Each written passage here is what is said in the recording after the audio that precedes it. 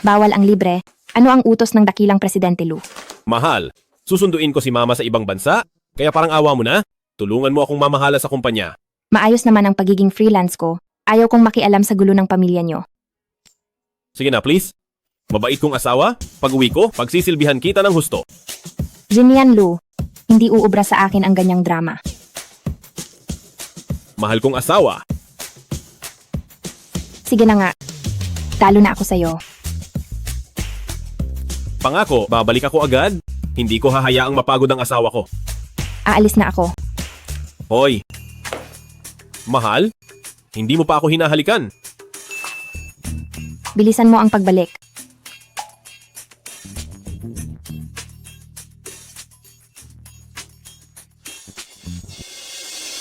Sabihan ng kumpanya?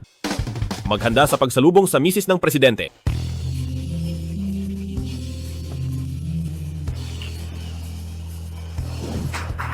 Ano, papasok sa kumpanya ang misis ng presidente? Bilis, sumama kayo sa akin, salubungin natin ang misis ng presidente.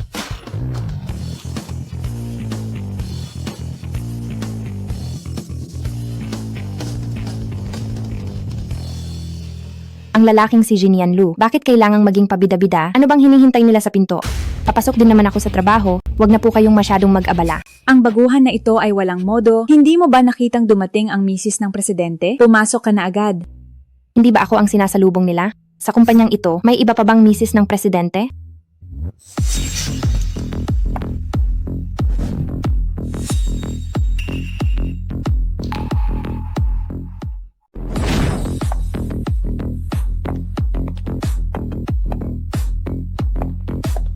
Uy, ang taong ito, bakit parang pamilyar siya? Kumusta po, Ginang? Ako ang pinuno ng departamento na si Ningsu. Sila naman sina Xiaoyao at Xinling. Nandito kami para salubungin kayo. Kumusta sa inyong lahat? Ako ang bagong eksperto sa pagsusuri na si Ranchen. Ginang, huwag na po kayong magpakumbaba. Alam naman naming lahat na kayo ang misis ng presidente. Siya ang misis ng presidente. Napakabait nila sa akin dahil akala nila ay ako ang misis ng presidente. Sakto at magagamit ko ang pagkataong ito. Ranchen, Sino ka ba? ako ito, si Meng Xia. Magkaklase tayo noong high school, ang liit ng mundo. Nagtatrabaho ka rin pala sa ang mga Lu.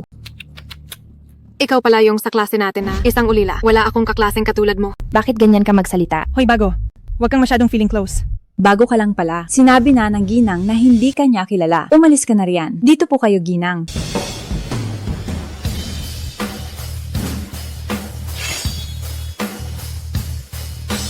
Isang peking misis ng presidente at mga empleyadong sipsip. Jinian Lu, sa kumpanya mong ito, anong klaseng mga tao ba ang kinuha mo? Kung ganoon, ako na mismo ang gagawa para kay Jinian para itama ang maling gawing ito, pati na ang impostora na ito.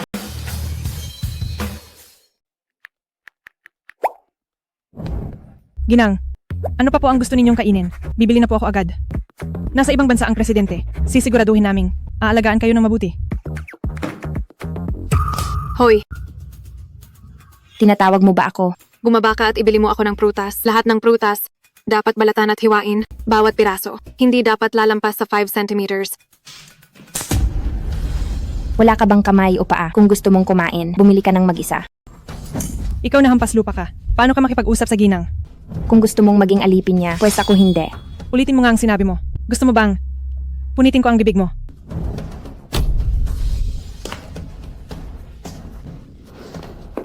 Ano bang pinag-aawayan ninyo? Ang misis ng presidente ay inuutusan ka lang. Isang karangalan iyon. Humingi ka agad ng tawad sa Ginang. Talaga bang naniniwala kayo sa kanya?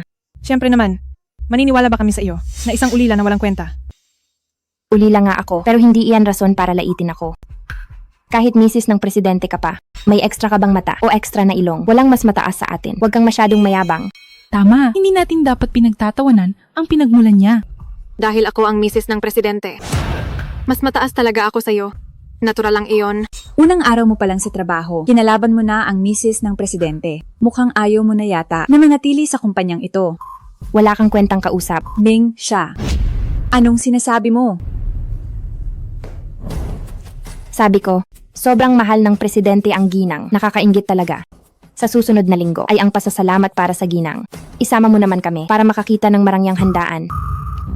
Ikaw na peke ka. Titingnan ko lang kung hanggang saan ang kaya mo. Pasasalamat. Hindi para sa mga katulad natin ang lugar na iyon.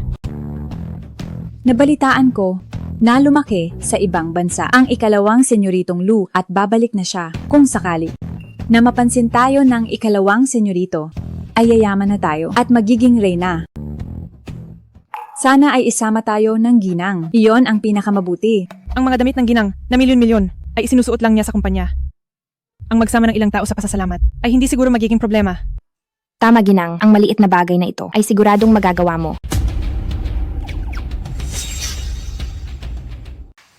Anong problema ginang? Natatakot ka ba? Bakit naman ako matatakot?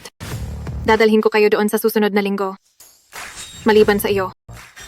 Wala akong pakialam. Ginang, ikaw ang pinakamabait na tao sa mundo. Paano ko ba sila maipapasok? Nasaan na ang gamit? Ranran, anong gagawin mo sa sulat? Ang dami mong daldal. Huwag mong sabihing hindi mo nakuha.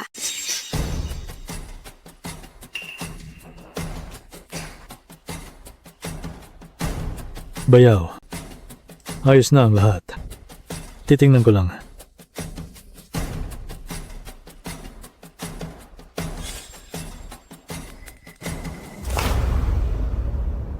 Kapag may sulat na ako, magiging misis ng presidente pa rin ako. Misis ng presidente. Ranran, anong sinasabi mo? Ang mga tanga sa kumpanya na pagkamalan akong misis ng presidente. Hindi ba't sinabi mo sa pasasalamat na ito? May gagawin si Presidente Lu at hindi makakarating. Kaya, hindi nila malalaman na peke lang ako. Ranran, napakalaking bagay nito. Huwag kang gumawa ng kalokohan. Kung hindi dahil sa inyong mga walang kwenta na idinamay pa ako. Sa ganda kong ito. Bakit hindi ako pwedeng maging misis ng presidente? Ranran, huwag kang pumunta. Gagawin ko ang lahat sa piging na ito. Para ang pagiging misis ng presidente ay maging totoo na. Ranran, hindi pwede. Huwag kang pumunta. Kailan ka ba babalik? Malapit na. Kumusta ang trabaho sa kumpanya?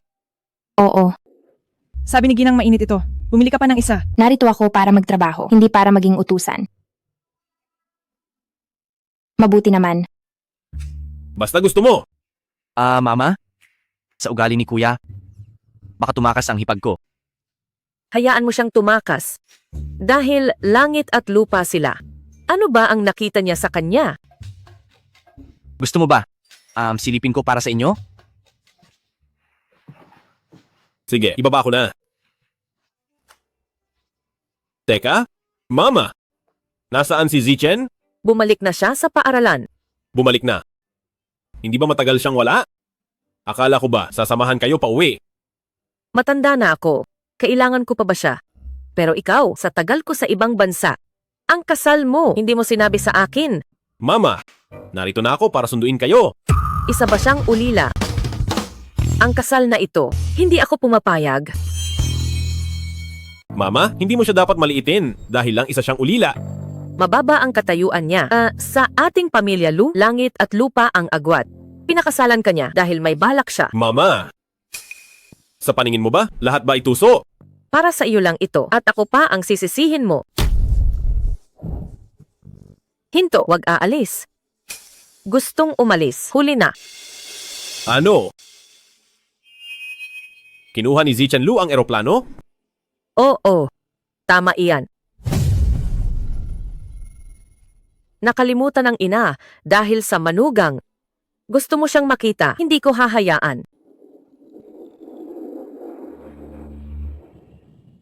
Hello, Mama. Nandito na ako sa bansa. Asawa, kailan ka ba babalik? Magsisimula na ang handaan. Miss mo na ako. Mabulaklak ang dila. Hindi kita miss. Mag-isa ako sa pasasalamat. Itong misis ng presidente. Ibigay mo na lang sa iba. Hindi pwede iyon. Ikaw lang ang aking ginang. Hintayin mo ako. Pabalik na ako agad. Hindi ako naniniwala sa iyo. Lagi mo akong niloloko. Oo nga pala ang kapatid ko. Hi. Ikaw na hampas lupa. Sino ang nagbigay ng lakas ng loob sa iyo? Ikaw na hampas lupa. Sinong nagbigay sa iyo ng lakas ng loob dito? Sino ang nagbigay sa'yo ng lakas ng loob na manakit dito? Ano naman kung saktan kita? Ito ay ang mga Lu. Isang pasasalamat para sa aming ginang. Ang mga nandito ay lahat galing sa mararangyang pamilya. Bagay ba ang isang pulubing tulad mo rito? Hampas lupa. Talagang naglakas loob kang pumunta. Aba, mukhang totoo ang peking suot mo. Pero kahit nakasuot ka pa ng pangkastilyo, hindi ka naman isang prinsesa. Hampas lupa. Gusto niya lang sigurong isipin natin na siya ang misis ng Presidente Lu. Naku, maganda nga ang mukha niya. Pero baka nakuha lang ang posisyon sa pamamagitan ng pagtulog sa iba. Anong sinasabi mo? Supervisor, okay ka lang ba? Hampas lupa. Ang kapal ng mukha mo. Bakit? Gusto mo rin ba? Ikaw, Kapag may nakakilala sa atin, magkakaproblema lang. Hayaan mo na. Pumasok na tayo sa loob. Wala siyang inbit. Hindi rin siya makakapasok. Chen, huwag ka nang gumawa ng gulo. Teritoryo ito ng pamilya Lu. ano naman sa pamilya Lu? Mapupunta rin naman ang lahat sa aming ginang. Tama. Tara na. Ano ba? Mga bisita kami ng misis ng presidente. Bakit ayaw niyo kaming papasukin?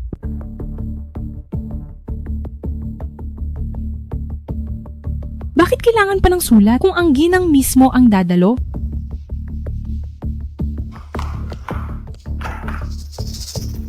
Kung isa lang talaga akong taong walang koneksyon, siguradong aapihin nila ako ng husto. Hindi ito maaari. Tingnan niyo kung paano ko kayo tuturuan ng leksyon. Hello, asawa ko. Nandito ako sa handaan. Ayos lang bang may turuan ako ng leksyon? Anong nangyari? Sino ang nagpagalit sa'yo? Wala lang, nagtatanong lang ako. Ang handaang ito ay para sa ginang, kaya syempre ang ginang ay pwedeng gawin ng kahit anong gusto niya.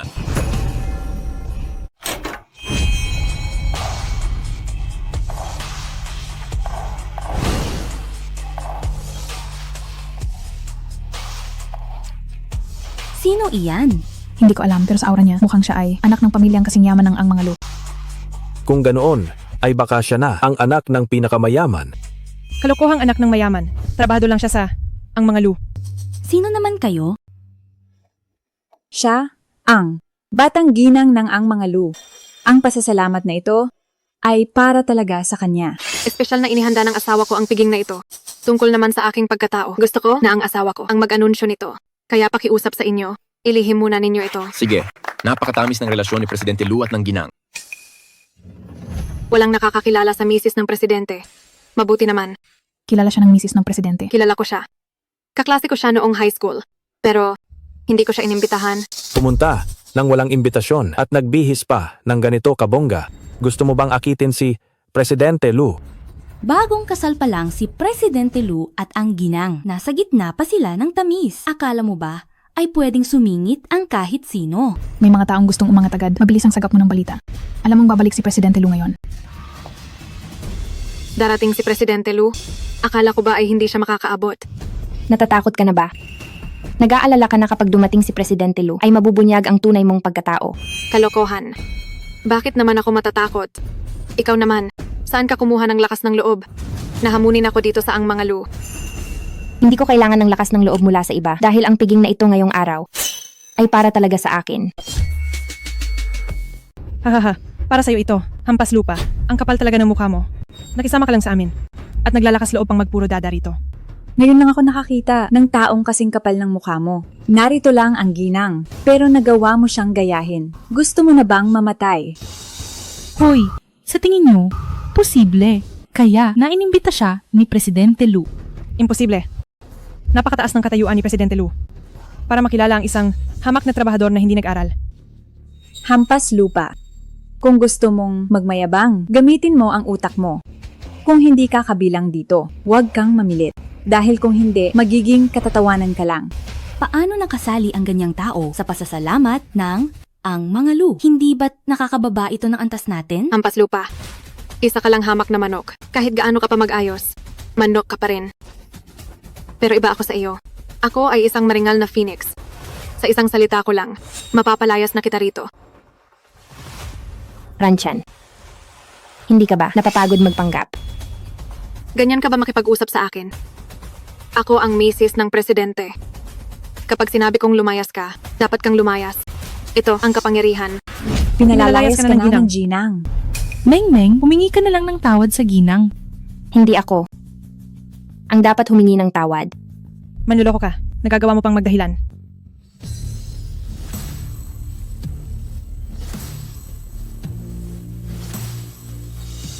Bakit kumakain ka pa? Hindi mo ba narinig ang utos ng ginang? Guardia, pulihin niyo ang manlolokong ito. Ngayon ang pasasalamat ng ang mga Lu. Narito ang lahat ng mga tanyag na tao. Ang tapang mo at nagawa mo pang pumasok dito na may masamang balak. Narito na si Presidente Lu.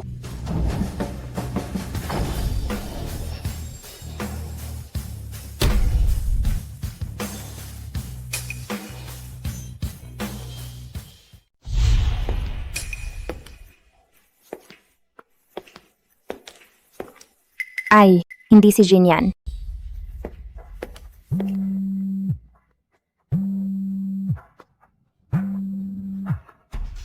Hello, asawa ko. Pauwi na ako agad. Yung pasaway na si Ji Chen-lu, hindi ka naman niya ginalit, di ba? Zi Chen-lu.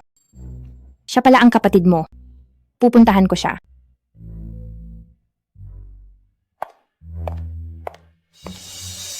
Anong sabi mo kanina? Sino ang palalayasin mo? Presidente Lu, inaapi ng babaeng iyan ang ginang. Kailangan niyo pong ipagtanggol ang aming ginang. Sa itsura at kilos na iyan, ganito ba kapangit ang panlasa ni Kuya? Kaya pala ayaw ni Mama? Kung inaapi ang misis ng presidente, hanapin mo ang presidente. Ha? Hindi ba kayo si Presidente Lu? Sinabi ko ba? Na ako si Xinian Lu. Aba, ikaw palang hampas lupa ka, ang kumuha sa aktor na ito. Ang galing niyo talagang umarte. Muntik na kaming nalinlang ninyong dalawa. Ang taas talaga ng pride mo. Para lang magpasikat sa piging na ito, nag-arkila ka pa ng aktor. Isa ka lang talagang feelingera. Ambisyosa ka masyado. Anong tinatawa-tawa mo? Pinagtatawanan ko kayo dahil masyado kayong uto-uto. Nagpapagamit kayo bilang aso nang hindi nyo man lang alam. Sinong tinatawag mong aso? Sinasabi ko sa iyo, masyado lang mabait ang ginang, kaya hinahayaan ka pa rito. Kapag dumating na ang totoong Presidente Lu, malalagot ka talaga. Oh, talaga ba? Bakit hindi mo utusan iyang marangal na misis ng presidente? Natawagin si Presidente Lu. Kahit dumating pa si Presidente Lu, kakampi pa rin siya sa akin. Sa isang hampas lupang gaya mo, wala siyang pakialam. Ganoon ba? Hindi mo ba itatanong kung sino ako? Tatanungin ka. Hindi ka naman si Presidente Lu. Sa pamilya Lu, isa lang ba ang Presidente Lu? Ikaw ba ang ikalawang senyorito Lu? Tama. Ako nga si Zichen Lu. Tama. Ako nga si Zichen Lu. Naku, sumasakit ang tiyan ko sa tawa. Ang yabang mo na nga, masyado pang malaki ang acting mo. Tanga lang ang maniniwala sa'yo. Ikalawang senyorito ng pamilya Lu pa raw. Sa tingin ko, isa kang lalaking umaasa sa babae. Magkano ba ang binabayad niya sa'yo? Anong ingay ito? Manager Pan, hinala ni Mrs. ng Presidente Lu na ang taong ito ay pumasok. Nang palihim, mayroon siyang planong masama at ang kasama niya ay nagpapanggap na ikalawang senyorito Lu. Maagang dumating si Mrs. ng Presidente Lu. Hindi ko man lang nalaman. Sabi ni Bayaw ay magpakitang gilas ako. Hindi ako pwedeng pumalpak. Sino ba itong mga hamak na ito na naglakas loob na manggulo sa aming hotel? Sinasabi mong ikaw ang ikalawang senyorito Lu. Ang bayaw ko ay ang vice-presidente ng grupo ng Lu na si Yun Shaoli. Ang itsura ng ikalawang senyorito Lu. Hindi ko ba malalaman? Tumingin ka muna sa salamin. Naglakas loob kang magpanggap na ikalawang senyorito Lu. Gusto mo na yata mamatay. Yung Shaoli. Pasensya na, hindi ko siya kilala. Hampas lupa. Tanga ka ba o sadyang bobo? Kumuha ka pa ng ganitong tangang aktor. Ito ay handog ng ang mga Lu para sa misis ng presidente. Isang piging ng pasasalamat. Nagawa mo pang magpanggap ng ikalawang senyorito Lu. At naglakas loob ka pang maging puro dada. Mukhang nagmamadali kang mamatay. Ang magpanggap ay katangahan. Hindi ba? Misis ng presidente. 2 taong hindi karapat-dapat kumain dito. Hindi ko kayo gustong kausapin. Kay malas niyo naman. Tama. Ang mga ganitong dukha ay hindi dapat narito sa pasasalamat ng ang mga Lu. Isipin nyo, sa harap ng dalawang ito, gaganahan pa ba kayong kumain? Lahat tayo ay narito para sa pasasalamat. Pare-pareho lang tayong may 2 mata at 1 bibig. Bakit? Mayroon pa bang antas ang mga tao? Tumahimik ka. Ikaw na hampas lupa, naglakas loob kang makipantay sa mga dugong bughaw. Temp, ibinababa mo lang ang antas naming lahat. Hindi ka ba natatakot na magalit ang pamilya Lu? Ang kapal talaga ng mukha mo. Mga tauhan, palayasin yung dalawang ito. Huwag ninyong guluhin ang handaan para sa misis ng presidente. Tingnan ko lang kung sinong magtatangka. Bayaw, nandito na po kayo. Nandito na si Vice Presidente Lee. Bayaw, ang dalawang ito gustong manggulo sa pasasalamat. Buti na lang nalaman ko agad at nahuli ko ang mga salot na ito. Tama, lalo na ang babaeng ito. Nandito lang para makihati sa pagkain at nangangarap pang mapabilang sa mayaman. Kapag nalaman ito ng iba, ano na lang ang mukha ng pamilya Lu? Pati na rin ang lalaking umaasa sa babae na ito.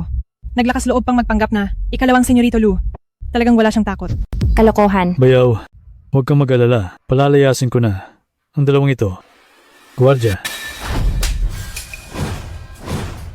Bayaw, bakit mo ako sinampal? Dapat lang sa iyo, pinagkatiwala ko sa iyo ang lahat para sa pasasalamat. Pero ito lang ang ginawa mo. Hindi ko sana pinakinggan ang ate mo na ibigay sa iyo ang trabahong ito kaya nagkaroon ng ganitong gulo. Bayaw, ano bang sinasabi mo? Hindi kita maintindihan. Nasisiraan ka na ba ng bayat? Ikaw ang hibang. Papatayin kita sa bugbog, tanga. Presidente Lee, pinoprotektahan lang namin ang mga Lu, pati na ang dangal ng misis ng presidente. Anong mali doon? Hindi ka naman makatwiran. Ikaw, kayong lahat, talagang pinapainit nyo ang ulo ko. Mamamatay na kayo? Pero hindi nyo pa alam anong kamalasan ito. Hoy Lee, ang lakas ng loob mong saktan ako. Humanda ka at isusumbong kita sa ate ko. Lumuhod ka at humingi ng tawad. Kanino mo ba ako gustong humingi ng tawad? Humingi ka ng tawad sa ikalawang senyorito Lu. Nagkamali ako sa pagpili ng tao. Parusahan niyo po ako, ikalawang senyorito Lu. Paano siya naging ikalawang senyorito Lu? Tapos na ang mga taong ito. Nilait nila ang ikalawang senyorito Lu na lalaking umaasa sa babae. Talagang hindi nila alam ang kanilang hinahanap. At itong si Manager Pan, akalain mong gusto niyang palayasin ang ikalawang senyorito Lu. Siguradong hindi na siya makakaulit dito sa lungsod ng yon. Hindi ba mabait naman ang kapatid ni Zinian? Nag-alala pa si Zinian na baka galitin niya ako. Mukhang sobra lang ang pag-aalala niya. Ikalawang senyorito Lu, patawad po. Mali ang akala ko sa inyo. Parang awa niyo na. Patawarin niyo ako. Parang awa niyo na po. Siya ang ikalawang senyorito ng pamilya Lu. Ibig sabihin ng hampas lupang si Meng siya ay umaman na at naging parang prinsesa.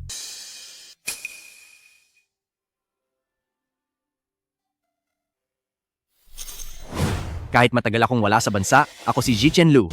Hindi ibig sabihin wala na ako. Sa piging na ito ng ang mga Lu, lahat ng pumupunta ay panauhin. Hindi ko hahayaang basta-basta nyo lang apihin ang mga panauhin ng ang mga Lu. Binibini, ako si Zichen Lu, sa ngalan ng ang mga Lu, ay taos pusong humihingi ng paumanhin sa inyo. Panauhin? Hindi pa ba ako na ipakikilala ni Zinian sa kanya? Hindi pa rin niya nakikita ang totoong misis ng presidente. Pero, siya ang unang hindi gumalang sa misis ng presidente. Ang ginang ay inyong hipag. Hindi nyo dapat kampihan ng isang tagalabas. Oo nga, tayo ang tunay na pamilya rito. Huwag kang magpapalinlang sa kanya. Binabalaan kita. Lumalampas ka na sa linya. Personal na usapin ko ito bilang si Zichen Lu. Huwag kang makialam. At ikaw naman, totoo ka bang misis ng presidente? Pero ikaw ba talaga ang misis ng presidente? Ako, Ginang, nakatatanda po kayo. Bakit kayo natatakot sa kanya? manahimik ka. Ang relasyon namin ni ikalawang senyorito Lu ay hindi mo na kailangang pakialaman. Parang gusto mo na yatang mamatay. Isang pagkakamali lang ang nangyari kanina. Kasalanan ito ni Zinian dahil hindi niya tayo agad na ipakilala. Kung ganoon, parang kasalanan pa pala ng kuya ko. Hemp. Zinian pa talaga. Ang tamis mong tumawag. Hindi man lang alam ni Zinian kung sino ka. Kasalanan lahat ng babaeng ito. Ikalawang senyorito. Lagi niya kasing kinakalaban ng ginang, kaya hindi ako nakapagpigil. Hindi ko kinakalaban ang ginang nyo. Kayo ang laging nanggugulo sa akin. Ikalawang senyorito, maniwala po kayo. Lagi niyang hinahamon ng ginang sa kumpanya. Nakita naming lahat iyon. Tama iyon. Mabait ang ginang. Pero masyado siyang mapang-abuso. Gusto niyang mapahiya ang ginang. Totoo ang lahat ng sinasabi ko. Kung hindi po kayo naniniwala, bago pa man kayo dumating dito, tinutukso na niya si Presidente Lu. Huwag po kayong magpapalinlang sa babaeng iyan. Talaga ba? Matapat ako kay Zinian. Naniniwala akong ganoon din siya sa akin. Hindi magtatagumpay ang babaeng iyan. Ganoon ba talaga kapangit ang panlasa ng kuya ko? Dahil nandito na tayo sa puntong ito, pinapayuhan kitang itigil na ito agad. Alang-alang sa pinagsamahan natin bilang magkaklase, hindi na kita papatulan pa. Napakalawak talaga ng pangunawa ng ginang. Kahit na inaapi na siya ng husto, nagawa pa rin niyang magpatawad. Kuya, nakita ko na ang hipag ko. Nakita ko na si hipag. Masyado ko nang napalayaw ang hipag mo. Kung may masabi man siyang hindi mo magustuhan, huwag mo na lang siyang patulan. Teka lang kuya, ang pangit naman yata ng panlasa mo. Lilipad na ako. Ang pasasalamat na ito ay para talaga sa kanya. Huwag kang makikipag-away sa kanya. Kapag pinalayas mo siya, lagot ka talaga sa akin. Ang talas nga ng dila niya, talaga bang? Siya nga ang hipag ko. Sige na, alam ko na, napakadaldal mo. Kung di kita malabanan, iiwasan na lang kita. Alang-alang sa kuya ko. Palalampasin ko muna ito. Huwag ka nang gagawa ng nakakahiyang bagay na magpapahiya sa pamilya Lu. Bayaw, hintayin mo ko. Ako na talaga ang misis ng presidente. Ha? Anong nangyari? Bakit pagkatapos niyang kausapin si Jinian, kinilala na niya si Ranchen bilang hipag? Hello? Ang numerong tinatawagan niyo ay hindi maabot. Lahat kayo. Bilang misis ng presidente. Siyempre, hindi ako papatol sa isang hamak na mamamayan. Pero hindi kita hahayaang makalusot ng ganoon lang. Ngayong araw ay ang aking pasasalamat. Pwede kang pumunta. Pero, hindi ka naman siguro walang dala. Kung ganoon, masyado mo namang minamaliit ang pamilya Lu. Walang modo. Isang hamak na tao lang siya. Anong regalo ang maibibigay niya? Sinong nagsabing wala akong regalo? Unang beses kong makikita ang biyanan. Siyempre naghanda ako ng regalo. Pero kapag inilabas ko na ito, ang kuwintas na iyan, baka hindi mo na kayang isuot. E di ilabas mo na ang regalo para makita naming lahat. Isang hampas lupa. Anong magandang bagay ang maibibigay mo? Ipasok na ang regalo ko. Dalhin niyo rito ang regalo ko.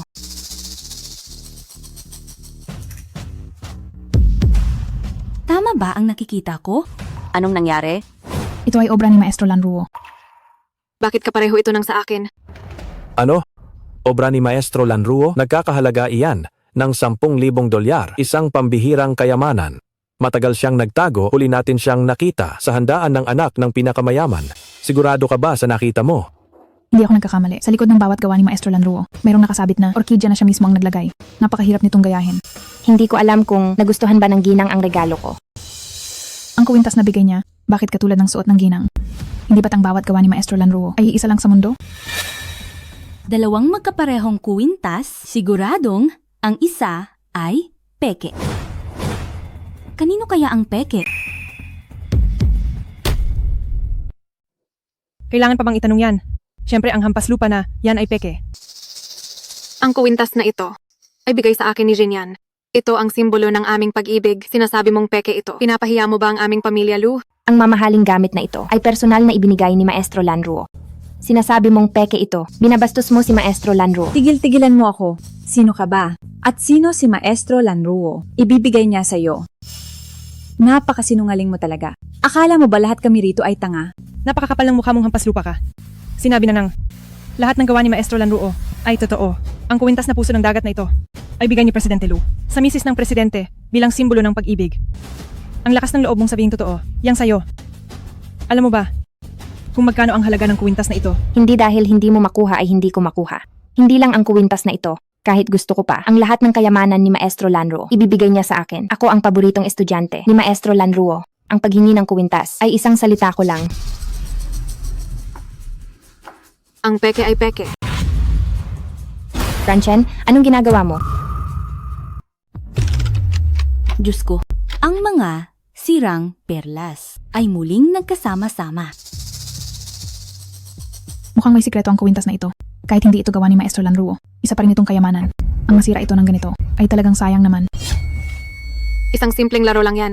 Hindi naman talaga brilyante ang mga ito. May mga magnet lang sa loob.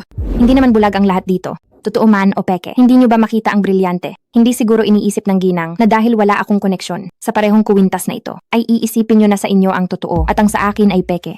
Sinasadya nyo lang sirain ang kuwintas ko. Napakatalas talaga ng dila mo. Huwag mo nang baluktutin ang katotohanan. Dapat makita ng ikalawang senyorito ang tunay mong mukha ngayon. Hampas lupa.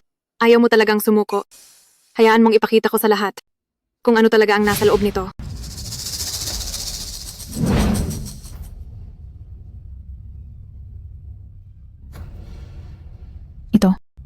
Ito ay isang perlas.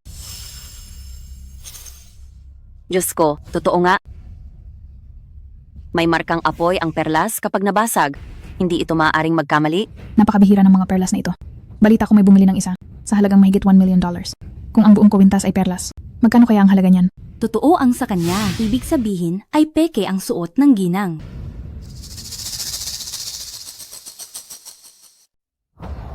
Anong perlas? Gawang ngiwo lang yan. Huwag kayong magpapalinlang sa kanya.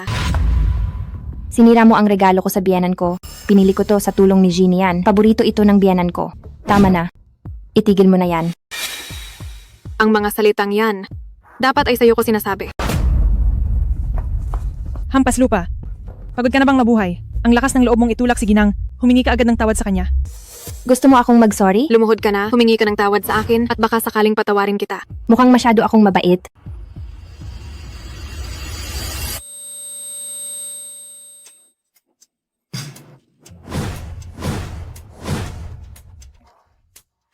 Pasensya na ha, Mrs. ng Presidente. Hindi ko talaga maintindihan kung ano ang nagustuhan ni Kuya sa kanya. Pero ang isang to, may dignidad at napaka-elegante, pasok talaga siya sa panlasa ko.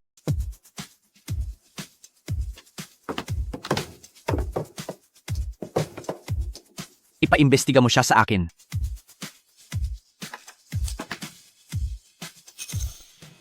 Hampas lupa, ang lakas ng loob mong buhusan ako. Huwag mong isiping dahil kampi sa iyo si ikalawang senyorito Lu ay magagawa mo na ang lahat dito sa pamilya Lu.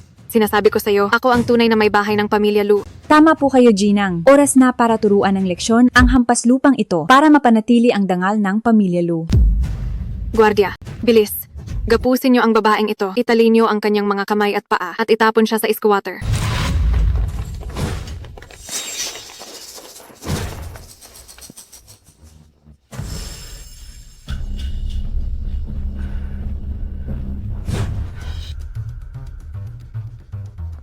Hello, asawa ko? Nakababa na ako ng eroplano. Maayos ba ang piging...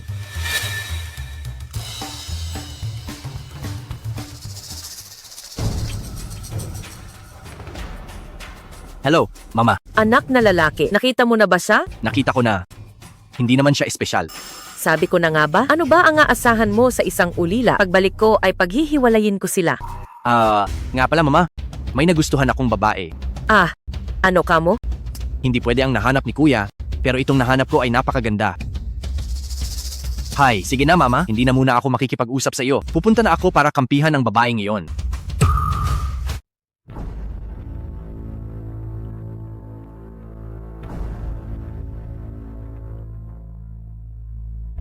Kawili-wili, na mayroon pa palang hindi mahanap. Ang ikalawang senyorito Lu na tulad ko. Ang kapal ng mukha mo. Binastos mo ang Ginang at tumatawag ka pa. Ano, naghahanap ka ba ng kakampi? Totoo naman.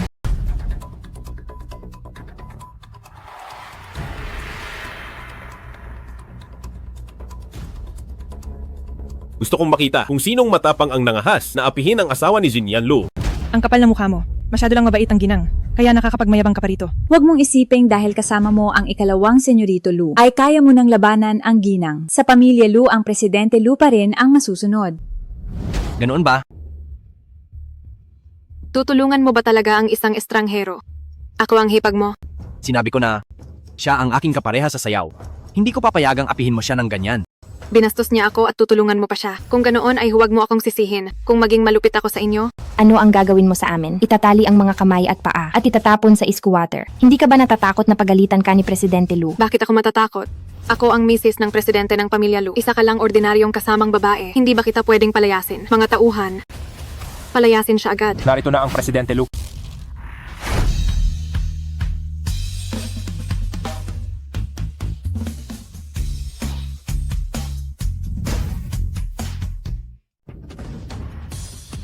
Kanino ba ako dapat makinig? Presidente, hindi mo pwedeng tulungan siyang apihin ang Ginang. Tama nga, Presidente Lu, palagi niyang hinahamon ang Ginang. Kailangan mong ipagtanggol ang Ginang. Sino ba kayo sa akala nyo? Wala kayong karapatang magsalita. Manahimik kayo. Hindi niyo ba narinig ang presidente? Umalis na kayo. Layas na. Hindi ko na maintindihan. Hindi ba pumunta rito si Presidente Lu para sa Ginang? Bakit niya pinalayas ang mga tauhan ng Ginang? Oo nga, bakit parang natatakot ang misis ng Presidente? Kawili-wili. Jinian, nakabalik ka na pala? Sino ka? Hindi ba siya ang misis ng Presidente? Bakit hindi nakilala ni Presidente Lu ang asawa niya? Dahil peke siya. Ang asawa ko, si Jinyan Lu, ay iisa at tanging isa lang. At iyon ay si Meng Zia. Siya ang aking hipag. Peke pala siya. Si Binibining siya pala ang tunay na misis ng Presidente Lu. Sinong nagsabing siya ang misis ng presidente?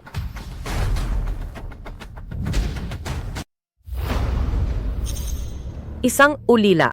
Gusto mong maging manugang ng pamilya Lu? Nananaginip ka. Mama, Huwag mo akong tawaging mama. Ang pamilya Lu ay isang angkang kilala. Ang dapat na maging manugang ay isang donya mula sa mataas na lipunan. Ang pagpapakasal sa kanya ay magbibigay lang ng kahihiyan sa atin. Tita, kahit hindi ako mula sa angkang kilala, hindi naman ako umaasa kay Zinyan. May trabaho ako, kaya kong buhayin ang sarili ko. Paano ako naging kahihiyan sa pamilya Lu? Ang talas ng dila mo, sinasabi ko sa iyo, hindi ako papayag sa manugang na babae na ito. Maghiwalay na kayo agad. hindi maaari. Tama na yan, kuya. Matanda na si mama. Huwag ka nang magalit. Bakit ganyan ka makatingin? Isa kang walang modo. Matandang ginang. Pasensya na po. Ang pulseras na ito, parang pamilyar sa akin. Ito ay mula sa kabisera. Kaninong logo ng angkan ito? Ang pagpapakasal sa isang donya ang makakatulong sa pamilya Lu. Zhenyan, hindi kita pipigilan sa pagpapakasal.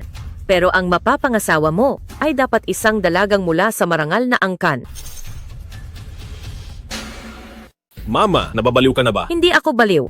Ginagawa ko ito para sa iyo. Siya. Dalagang mula sa marangal na angkan. Matandang ginang. Inakala niya na isa akong tao mula sa marangal na angkan. May pag-asa pa talaga sa buhay. Bakit nasa iyo ang pulseras ng aking ina? Anong pulseras? Hindi ko maintindihan. Kaninong pulseras? Ito ay gamit na iniwan ng aking ina. Hindi ako maaaring magkamali. Huwag mong isipin na dahil misis ng presidente ka, maaari ka nang magsalita ng kung ano-ano. Kapag nakakita ng gamit ng iba ay inaagaw. Ano ang pinagkaiba nito sa magnanakaw? Ito ba ang pinili mong asawa? Kay Mengmeng naman talaga ang bagay na yon? Tingnan mo ang marka sa pulseras. Mula ito sa mga marangal na angkan ng Jingdu. Kung siya ang anak ng marangal na angkan, mapupunta ba siya sa bahay ampunan? Kaya pala ang pulseras na ito ang nakatulong.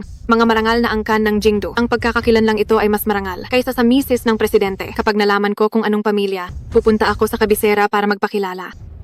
Sinasabi mong sa iyo ito? May ebidensya ka ba? Medyo maluwag ang dugtungan nito. Gumamit ang aking ina ng pulang sinulid. Dahil wala nang manipis na sinulid noon, gumamit siya ng makapal na sinulid. Totoo nga. Mayroon ngang pulang sinulid. Nagawa niyang magpanggap na misis ng presidente. Ang pulseras na ito, hindi kaya talaga. Ninakaw niya ito. Sinasabi mong sa'yo kung sa iyo nga ito. Ilabas mo ang habilin o ang ebidensya. Isinuot ito ng aking ina. Ng personal sa akin, paano siya gagawa ng habilin? Hahaha, hindi mo mailabas, diba? Siyempre hindi mo kaya. Dahil ang pulseras na ito ay sa akin. Siya ay isa lamang manloloko. Tingnan mo ang nangyayari. Nakakita lang ng gamit ng iba at inaangkin mo na agad. Sa kapal ng mukha mo. Ngayon lang ako nakakita ng ganyan. Ang ganitong tao ay pinakasalan mo pa talaga. Franchen, paano ka nakakapagsinungaling ng ganyan? Hindi ka ba natatakot na ibunyag ko ang totoo? Takot na takot ako. Wala ka namang mailabas na kahit ano. Pero ang lakas pa ng loob mo na magsalita ng kung ano-ano rito. Mengmeng, maraming pulseras na magkakamuka. Baka nagkakamali ka lang. Siya, hindi siya nagkakamali. Gusto lang niyang agawin ang gamit ko at gagamitin ang impluensya ng pamilya Lu para hindi ako makapagsalita. Naku, ang galing talaga ng mga plano mo. Sa akin talaga ito. Ibalik mo sa akin. Manahimik ka. Huwag ka nang magpahiya rito. Mengxia, napakagahaman mo talaga. Inagaw mo si Jinian at gusto mo pang agawin ng Jingdu. Dalagang mula sa marangal na angkan. Ngayong naging misis ng presidente ka na, akala mo ba ay talaga nang wala ka ng kinatatakutan? Huwag kang sumobra. Tumahimik ka. Kapag nagsalita ka pa, ay babasagin ko ito. Hahayaan ko na lang ba talaga na panoorin si Ranchen na kunin ang gamit ng aking ina? Magsalita ka. Bakit ka tumigil? Hindi ba't sabi mo ay kaya kang ipagtanggol ni Presidente Lu? Paano mo mapapatunayan? Nasa iyo ang pulseras na ito? Dahil bata pa lang ako, ay suot ko na ang pulseras na ito. Sa totoo lang sa inyong lahat, ang aking ina ay pumanaw noong bata pa ako at iniwan niya sa akin ang pulseras na ito para hanapin ang aking tunay na ama. Pati ba naman ito ay ninakaw mo? Napakawalang hiya mo talaga. Matandang ginang, kilala niyo po ba siya? Bakit ba siya nanggugulo na naman? Ang pulseras na ito ay may marka nga ng mga marangal na angkan ng Jingdu. Ang disenyo sa dulo nito ay parang pamilyar sa akin. Hayaan mong tingnan ko itong mabuti. Ang ama ko ay talagang ang mula sa mga marangal na angkan ng Jingdu. Naalala ko na, ito ang marka ng pinakamayamang tao ng pamilya Xia. Kung ganoon, hindi ba't siya ang anak ng pinakamayaman? Naalala ko na wala ang anak ng pamilya siya pagkatapos ng handaan at hanggang ngayon ay hindi pa nahahanap. Makipag-ugnayan ka agad sa akin, ang pinakamayamang tao ng pamilya Xia. Ikaw ay isa lamang, misis ng presidente ng ang mga Lu sa lungsod ng yun. Samantalang ako ang anak ng pinakamayaman. Sa isang salita ko lang, mapapaalis kita ng maayos dito sa pasasalamat. Kahit pa ang pasasalamat na ito ay para sa iyo talaga. Ano ngayon? Maaari mong maloko ang iba, pero hindi ang sarili mo. Ang peke ay mananatiling peke. Ibalik mo sa akin ang pulseras ko. Akin ang pulseras na ito. Walang sinumang makakakuha nito. Kuya, away babae ito. Kung makikialam tayo, parang dinadaya natin sila. Kayong mga walang silbi, ang baliw na babaeng ito ay gustong sakta ng anak ng pinakamayaman. Paalisin niyo siya agad.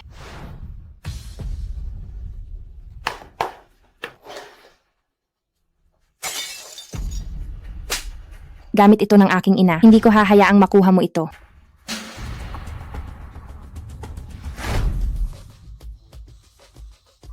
Sinong nangangahas na kumuha sa gamit ng pamilya siya? Sino ang nangangahas na magnakaw sa pamilya siya? Pinakamayamang siya. Nandito ka na. Papa, ninakaw niya ang gamit ko. Sinaktan pa niya ako. Ang pulseras, ibigay mo sa akin. Akin ito. Maaari ko bang makita? Malalaman kaya niya ang totoo ko. Mag-ingat ka. Huwag mong sirain.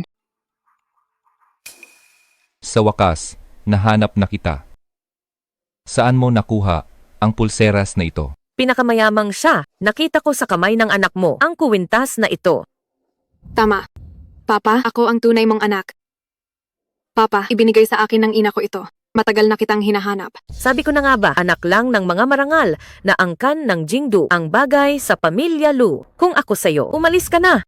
Hindi ako ang dapat umalis, kundi siya. Papa, miss na miss ka na ni Ina. Gusto niya akong dalhin sa iyo, pero nagkasakit siya. Ibinigay niya ito bago siya pumanaw. Pero gusto niyang agawin ang pulseras at magpanggap na ako. Dakpin niyo siya. Saan ba talaga galing ang pulseras na ito? Papa, hindi ko alam ang sinasabi mo. Ang pulseras na ito ay sa akin talaga. Nabunyag din ang iyong mga kasinungalingan. Sa buong buhay ng aking ina, ang pinakakinasusuklaman niya ay ang aking ama, sabi niya. Kahit mamatay siya, hinding-hindi siya tutapak sa pamilya siya. Kaya paano niya ako hahayaang hanapin siya? Mama, ito ba talaga ang lalaking minahal at kinamuhian mo noong pumanaw ang aking ina? Tinatawag niya ang iyong pangalan. Alam kong mahal ka pa rin niya, pero hindi kita mapapatawad. Pinakamayamang siya. Huwag kang magpaloko. Masyadong tuso ang babaeng ito. Magaling siyang mambola at manlinlang. Ang anak na lalaki ko ay nabiktima na niya. Tama, Papa. Isa siyang manloloko. Kung hindi ka naniniwala sa akin, hindi ka rin ba maniniwala sa kanya? Nakita nilang lahat na ang pulseras ay nasa kamay ko. Tingin ko ikaw ang manloloko. Ikaw ang anak ko, diba? Kung mahal mo kaming mag-ina, bakit mo kami iniwan noon? Paumanhin ginoong siya. Hindi ako sigurado. Masyado lang akong nagmamadali. Siya ba ang nagnakaw ng kwintas ng iyong ina? Oo. Hindi lang niya ninakaw ang pulseras ng ina ko. Gusto pa niya akong palayasin sa pamilya Lu sa pasasalamat. Ang lakas ng loob mo. Napakayabang ng inyong pamilya Lu. Pinakamayamang siya. Ngayong araw ang pasasalamat ng pamilya Lu. Bigyan niyo naman ako ng kahit kaunting respeto. Bakit? Bawal bang sabihin ang pang-aapi ng pamilya Lu sa anak ko ay hindi katanggap-tanggap? Tiyo siya, nagkakamali po kayo. Walang umaapi sa inyong anak. Huwag niyo isiping hindi ko naririnig. Simula nang pumasok ako sa pintong ito, ang matandang Ginang Lin ay patuloy na minamaliit ang anak ko at kinakampihan ang babaeng umaapi sa kanya. Nagkamali ba ako ng narinig o nagkamali ba ako ng nakita? Akala ko ay isa siyang ulila. Hindi ko inakalang siya ay anak ng pinakamayaman. Mama! Ang biyanan ko ay masyadong mapangmata. Kalokohan ito, kaya pala ang anak ko ay ganito nyo lang inaapi araw-araw. Batang Lu, dahil naging masama kayo, huwag nyo akong sisihin sa gagawin ko. Ang piging na ito, sa tingin ko, ay dapat nang itigil. Mga tauhan. Sandali, huwag.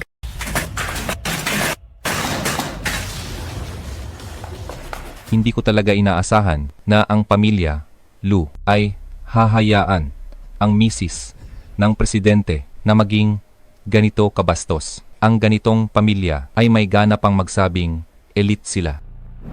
Anak, tara na. Teka lang, Anong problema? Basta mo na lang ba siyang kukunin? Anong masama sa pagkuha ko sa anak ko? Asawa ko siya. Narito ang misis ng presidente ng Ang Mga Lu. Naku, si pinakamayamang siya pala, nagkamali lang ng tao, si Mengmeng ay ang misis ng presidente at anak ng pinakamayaman din. Ang kapal ng mukha ng impostora na to, nagmalaki pa siya kanina, minura ang misis ng presidente at nagpanggap pang anak ng pinakamayaman. Totoo yan. Ito ay inihanda ni Presidente Lu na pasasalamat para sa misis ng presidente. Ninakaw niya ang pulseras ng misis ng presidente, gustong agawin ang posisyon ng anak ng pinakamayaman. Diyos ko, nakakagulat talaga. Paanong may taong ganito kawalang hiya, si matandang Ginang Lin ay muntik na niyang maloko? Hindi. Kayo lang ang nagsabi niyan. Hindi ko sinabing kung sino ako. Mga tauhan, hulihin ang nagpapanggap na asawa ko at ikulong siya. Hindi mo ako pwedeng hulihin. Alam ko ang sikreto niya. Hindi mo ba gustong malaman? Ilayo siya. Sandali lang. Wala akong tinatago. Sabihin mo na rito ang gusto mong sabihin. Titingnan ko lang kung anong kwento ang gagawin mo. May relasyon sila ni Maestro Lanruo. Jinian, hindi ito makatarungan para sa iyo. Iyon lang ba? Nalaman ko ang lihim niya.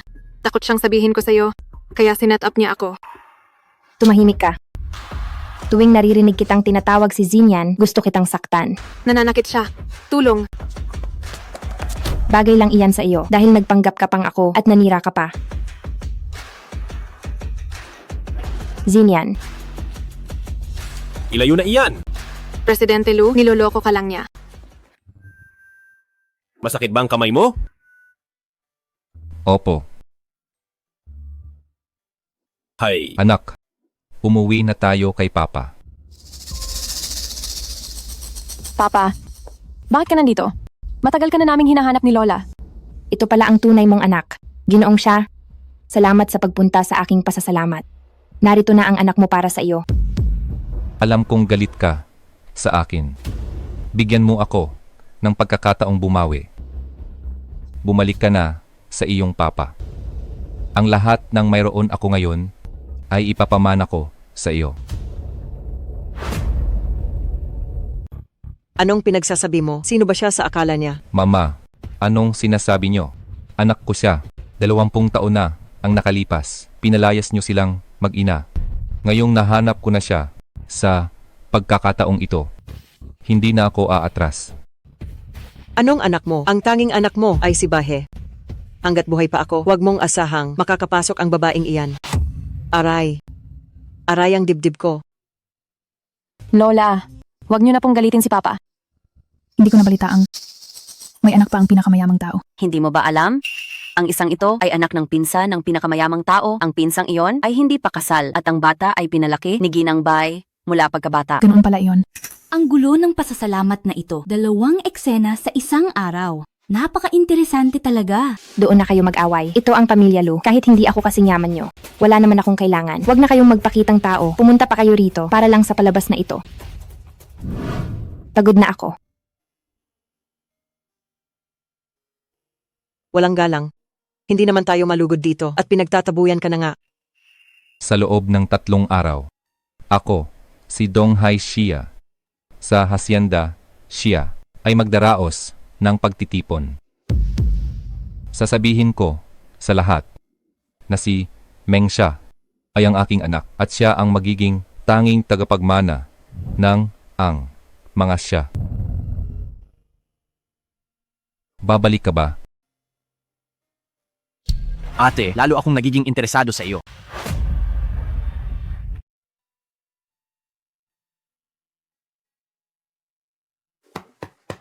Iniisip mo pa rin ba?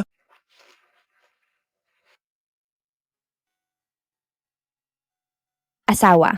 Sa tingin mo ba dapat akong bumalik? Siyempre. Sa iyo naman talaga iyon. Bakit ka tatanggi? Pero nakita mo naman, baka may anak siya sa labas. Hindi rin ako gusto ng ina niya. Dapat ba talaga akong bumalik? Huwag kang mag-alala sa iba. Lagi akong nasa likod mo. Mahal. Pag-usapan natin ang ibang bagay. Hoy. Maging mahinhin ka naman. Hindi ko kaya. Ngayon lang. Gusto ko nang magkaroon tayo ng anak.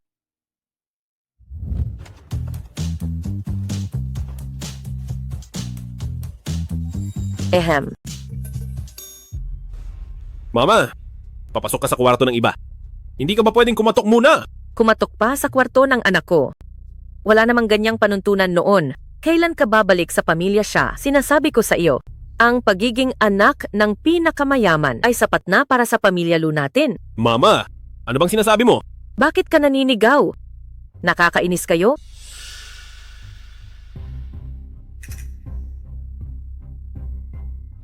Ang mama mo, may problema pa rin ba sa katayuan ko? Sa tingin mo rin ba ay hindi tayo bagay? Mengxia, bakit mo naman naisip yan? Ang mama mo ang nagsabi, hindi naman ako. Ito? Pati ba naman ito isisisi sa akin? Hay. Asawa ko, ako na ang bahala kay mama. Huwag ka na magalit sa akin. Maliligo muna ako.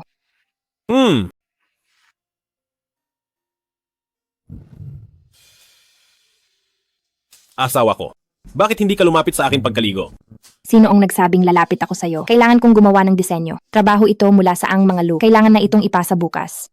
Dahil pumayag akong asikasuhin ang kumpanya, gagawin ko ang lahat ng makakaya ko. Sasabayan kita pagkatapos ko rito. Sige na nga, sasabayan kita. Uhaw ka ba? Uminom ka muna.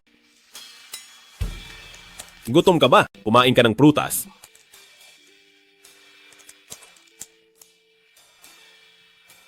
Pagod ka ba? Hihilutin kita. Hihilutin kita. Naku naman, lumabas ka na muna. Kapag nandito ka, hindi ako makapag-focus sa trabaho. Ah? Sige na, sige na. Alis na. Lakad na.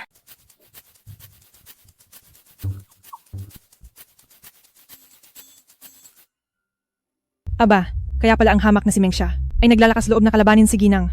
Kirida pala siya. Bakit kailangang magtago ng sarili kong asawa? Hindi ba pwedeng sabay tayong pumasok sa kumpanya? Siyempre hindi pwede. Kailangang ituloy ang palabas. Isusumbong ko ito kay Mrs. ng Presidente para mabunyag ni Mrs. ng Presidente ang tunay niyang anyo. Bakit ka ba nagmamadali? Hulaan niyo kung ano ang nakita ko. Ano yon? Huwag ka nang pabitin. Ang hampas lupa na yon ay isang kirida pala. Nakita ko mismo sa baba kanina. Hinalikan niya si Presidente Gu. Wala talaga siyang hiya, kaya pala ganoon siya kayabang. Kabit pa rin pala siya. At nagawa pang hamunin ang Ginang. Chen, wala ka namang alam. Kaya huwag kang magsalita. Nang tapos. Anong hindi alam? Nakita ko mismo ng dalawa kong mata kapag dumating na ang Ginang. Siguradong malalagot ang babaeng yan. Ay Ginang, narito pala kayo sa opisina. Dapat nyo nang turuan ng leksyon ang Mengxia na yan. Inaapi na kayo niyan noong wala pa siyang kapangyarihan. Ngayong may Presidente Gu na sa likod niya. Baka isipin na niya na siya na ang reyna. Hindi pa nila alam na peke lang ako. Isa lang siyang maliit na tao. Wala akong panahon para sa kanya. Ginang, hindi nyo kami pwedeng pabayaan. Gumawa po kayo ng paraan. Ano naman ang magagawa ko? Mayroon akong naisip na paraan para maturuan ang kirida na yan. Si Presidente Lee ng grupo ng Haiying ay hindi kontento sa ating mga disenyo. Ang namamahala sa proyektong ito na si Xiao Tang ay nag-resign ng kamakailan. Kaya kailangan natin ng papalit sa kanya. Si Presidente Lee ng grupo ng Haiying ay kilalang manyakis at bastos. Bagay lang na ibigay ito sa kirida na yan. Sa ganoong paraan, makakatulong din siya sa ating kumpanya.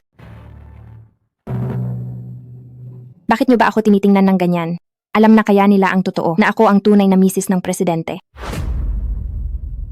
Napaka-urgent ng proyektong ito ngayong gabi. Makipagkita ka kay Presidente Lee ng Haiying at tapusin ang proyekto. Ang mahalagang proyekto ng grupo ng Haiying ay ibinigay sa iyo ng supervisor. Huwag mo sanang biguin ang supervisor. Ay nakalimutan ko, espesyal pala ang katayuan mo. Kailangan mo pa bang magtrabaho? Supervisor, ang proyektong ito, ibibigay pa ba sa kanya? Kung talagang paborito siya, hindi siya papasok ng nasa oras. Bilisan mo at maghanda na. Kahit naging tunay ka pang misis ng Presidente, ako lang ang kinikilala nila. Balang araw ay papalitan kita. Ang tigas ng ulo mo. Ano man ang katayuan ko, kumikita ako sa sariling sikap. Hindi iyon nakakahiya.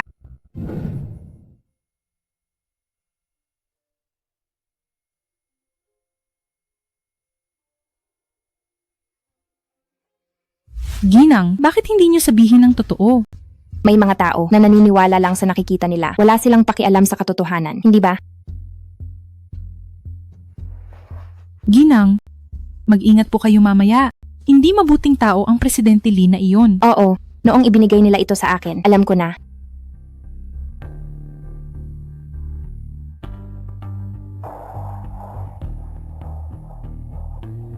Alamin mo kung nasaan ang ginang ngayon. Sige po, Presidente Lu.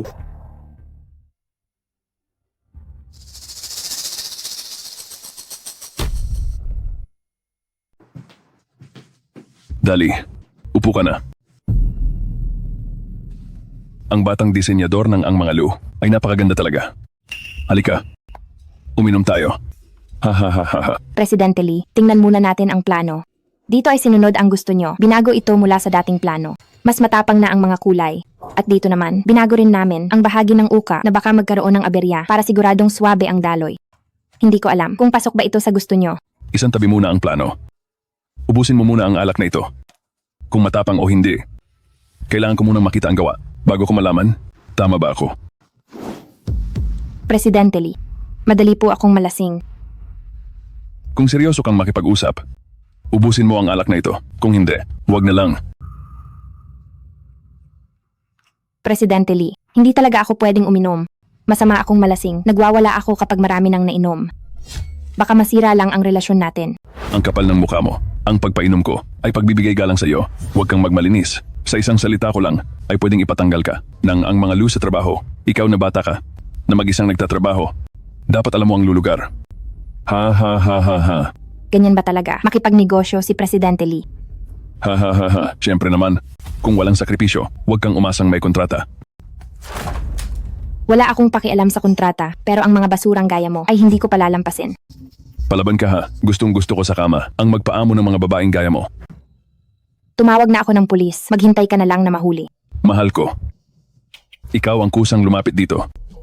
Kung may huhulihin man, ay ikaw iyon. Anong ginagawa mo? Bitawan mo ako. Halika rito. Bitawan mo ako. Bitawan mo ako. Tigil. Sino ang walang hiyang ito na nangahas sumira sa plano ko?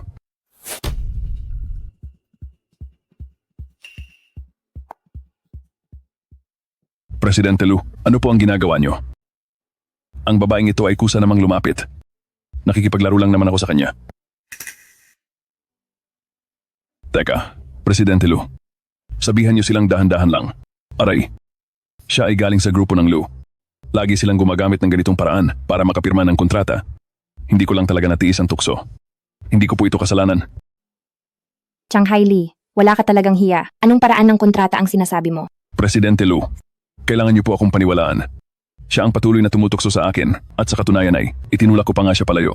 Sige, sabihin mo nga sa akin kung paano ka tinukso ng aking ginang. Ang inyong ginang. Kung alam ko lang na siya ang inyong ginang, kahit bigyan niyo pa ako ng 100 lakas ng loob, hindi ko po iyon magagawa. Patawad po, nagkamali ako. Patawad po, ginang. Mabuti po ang inyong puso. Tulungan niyo po akong makiusap sa kanya. Ilang maruruming paraan na ba ang ginamit mo? At ilang babae na ang iyong minaltrato? At may gana ka pang pakiusapan ako? Patawad po, nagkamali ako. Hindi ko na po uulitin. Hindi na po talaga. Ang mga kasalanang ginawa mo ay hindi mababayaran ng ilang sampal lang.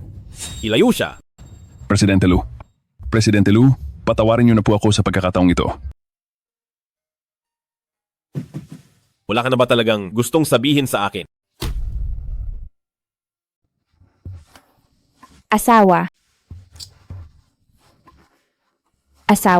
Galit ka ba sa akin? Ano sa tingin mo? Pinayagan kitang magtrabaho pero hindi para ilagay ang sarili mo sa panganib. Sa sitwasyon kanina, kung nahuli ako ng dating, paano kung may nangyari sa iyo? Naku, ayos lang naman ako. At saka, may plano na ako. Hindi ko siya hahayaang manamantala. Isipin mo na lang, kung ibang babae ang nandoon, baka napahamak na sila. Ginagawa ko lang ang tama, hindi ba? Ikaw talaga. Asawa, galit ka pa ba sa akin? Sino ang magagalit sa iyo? Alam kong pinakamabait ang asawa ko. Pero sa kumpanyang iyon, huwag ka na sanang pumasok. Paano mangyayari iyon? Huwag mong kalimutan, nakiusap ka sa akin na maging boss. Bakit binabawi mo ang sinabi mo? Hindi mo ba alam, mas mabuti pang magtrabaho kaysa maging misis ng presidente. Nakakakita ako ng iba't ibang tao. At saka, alam mo ba kung gaano kagulo sa loob ng kumpanya mo? Sige na. Kung ganoon, pakiusap asawa ko. Tulungan mo akong linisin ang kumpanya. Ang pagtitipon ni Tio siya. Narito ang imbitasyon. Gusto mo bang pumunta? Bakit mo pa siya binabanggit? Hindi pa ako nakakapagdesisyon. Kung hindi ka pa handa, huwag ka nang pumunta. Ikaw talaga ang pinakamabait kong asawa. Paano kung ang kontratang ito ay masira? Pagbalik mo, pahihirapan ka nila. Anong gagawin mo? Sa tingin ko, mas mabuting umuwi na lang. Sandali lang, kahit masira ang kontratang ito, ayos lang, inasahan ko na, hindi ito magiging madali. Nakahanap na ako ng bagong kumpanya. Narinig mo na ba ang grupo ng Lanron? Ang kailangan nila ay katulad lang ng kay Presidente Lee. Bago ako pumunta rito, nakausap ko na ang Lanron. Interesado talaga sila sa ating plano para sa proyekto. Ang Lanron, alam ko yon, malaking kumpanya yon at mapagkakatiwalaan. Mabuti naman kung ganoon. Hindi ba ang Lanron ay kumpanya ng pamilya siya? Ang matandang Fox na iyon, natuto pang gumamit ng ibang paraan para makuha ang loob ng asawa ko. Oo nga pala, kailangan ko nang makipag-ugnayan sa presidente ng grupo ng Lanron para mapirmahan na ang kontrata agad. Tingnan mo muna kung anong oras na sa ganitong oras. Sino ang pipirma ng kontrata sa'yo?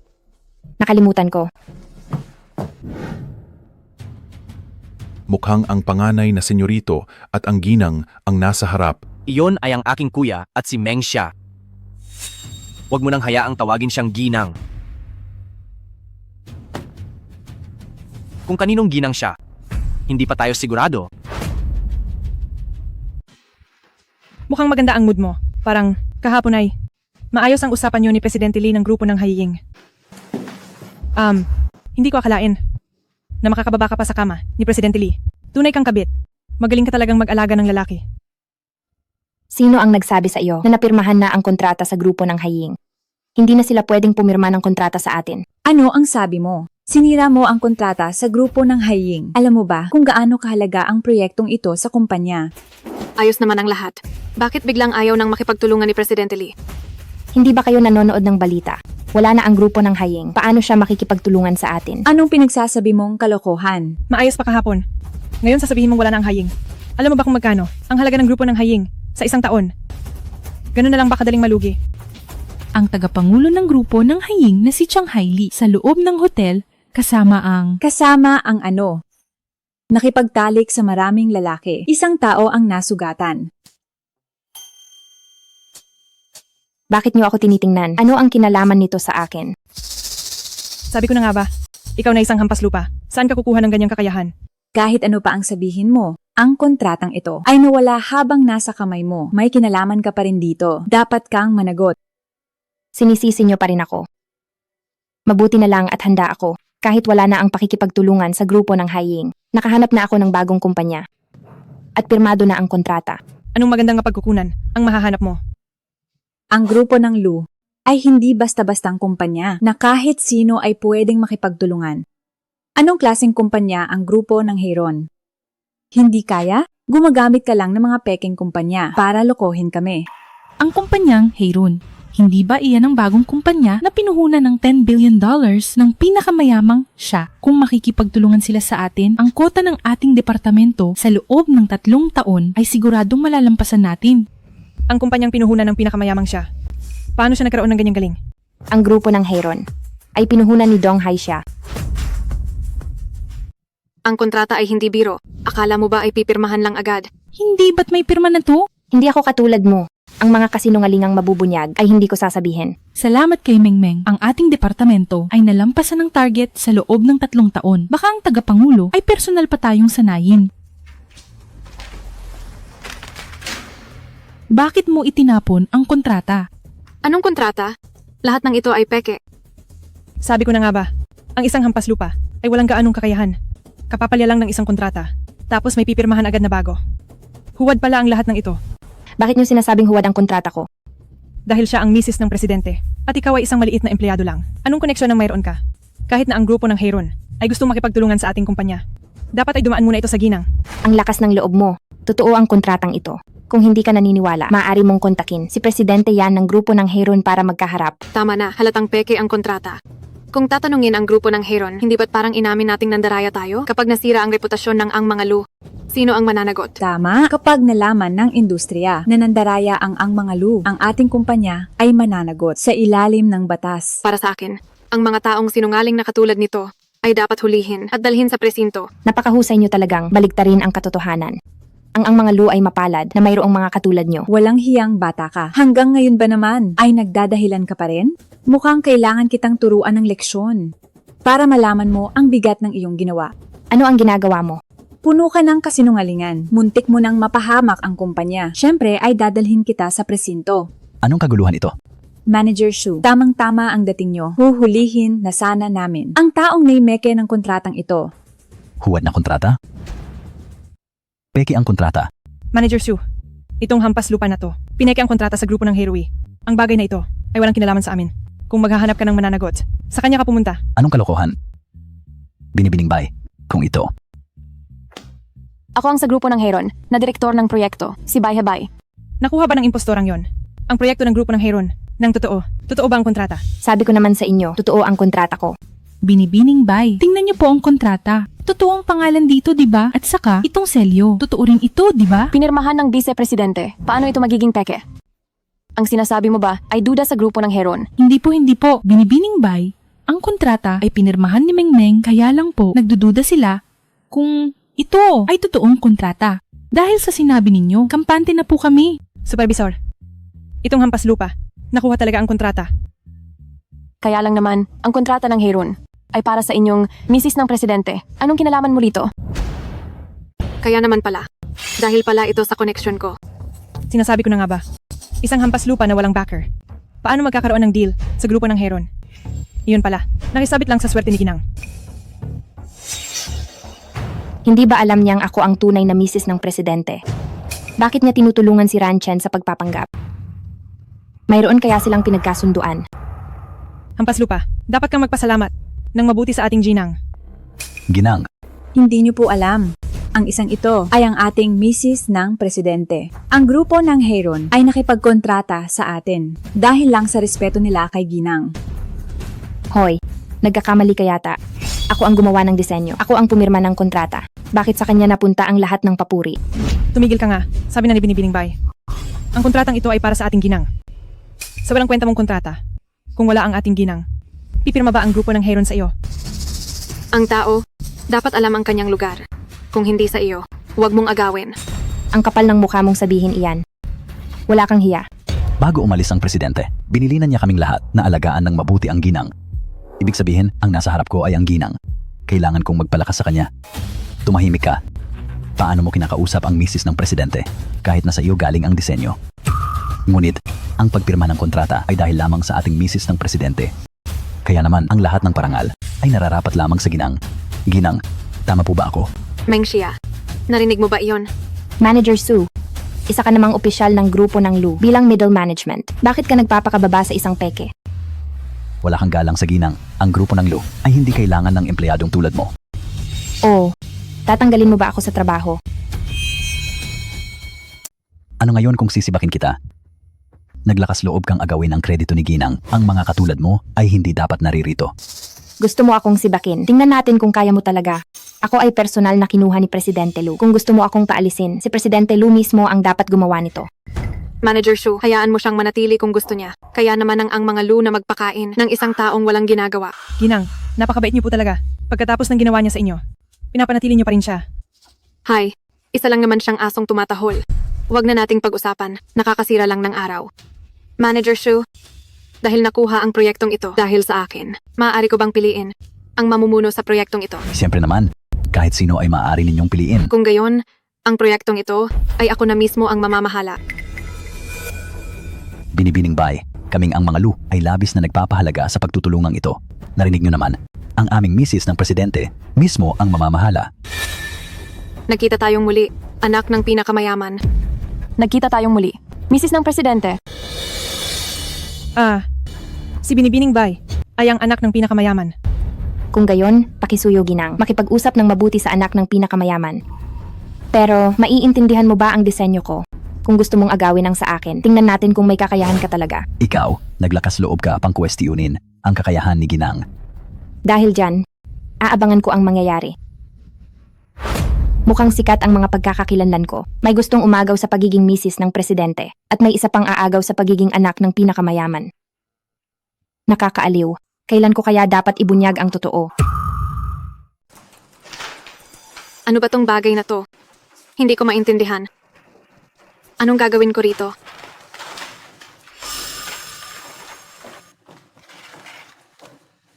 Hoy, hindi ba interesado ka sa proyekto ng grupo ng Heron?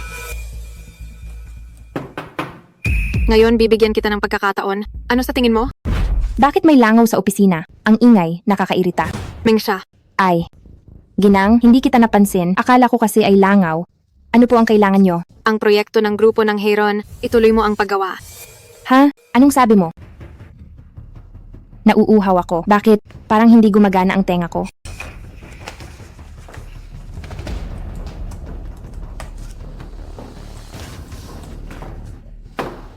Bakit ang init nito?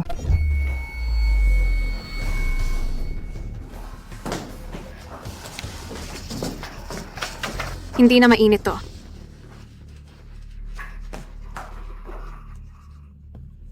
Ay, pagkatapos uminom, parang naiihi ako. Mengsha, pinaglalaruan mo ba ako? Ginang, ngayon mo lang ba napansin na niloloko kita? Mengsha, Inagaw mo ang proyekto ng grupo ng Heron mula sa mga kamay ko. Ngayong hindi mo magawa, ibabalik mo sa akin? Walang ganoong kadaling bagay. Ginang, gawin mo na lang kahit paano. Ibibigay mo naman ito sa matalik mong kaibigan, ang anak ng pinakamayaman para suriin. Ilang bilyong dollars lang naman na proyekto, siguradong hindi kanya pahihirapan. ikaw. Bakit ka ba sumisigaw? Pinapatuloy ka ng ginang para bigyan ka ng pagkakataon kapag tapos na ang proyekto, hindi makakalimutan ang ambag mo. Sige. Titiisin ko. Naghahanap lang ako ng tiyempo. Pagdating ng seremonya ng proyekto, tamang-tama na ibunyag ang totoo. Anong tinatawa-tawa mo? Ako? Pinagtatawanan kita dahil babagsak ka na at hindi mo pa alam.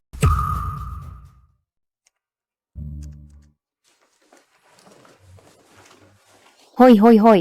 Hindi pa ako tapos. Asawa ko, isang hamak na disenyador ka lang. Bakit mas busy ka pa kaysa sa akin na presidente? Hindi ba bukas na ang seremonya ng proyekto? I-check ko lang ulit. Matulog ka na muna.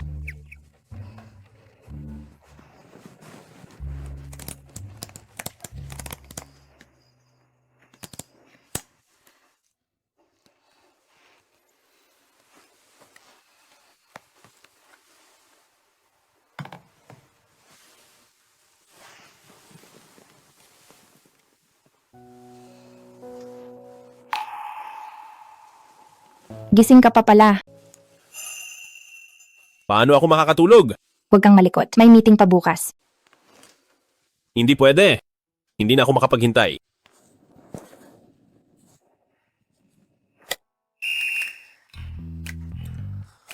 Dahan-dahan lang. Kasalanan mo ito. Sabi ko nang may pipirmahan ngayon. Nagpuyat ka pa ng husto. Sandali. Sasama ako sa iyo doon.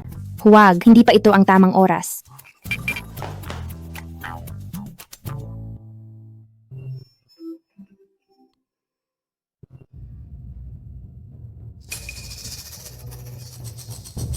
Alamin mo para sa akin. Kung ano ang ginagawa ni Zichen. Wow! Ang ganda ng hotel na ito. Ari-arian nga ito ni pinakamayamang siya. Supervisor, kung ako lang ang pupunta rito, hindi ako maglalakas loob pumasok. Oo nga. Sa pagkakataong ito, utang natin ito sa ginang. Oy, wala pa yung hampas lupa na yon. Huwag na natin siyang hintayin. Pumasok na tayo.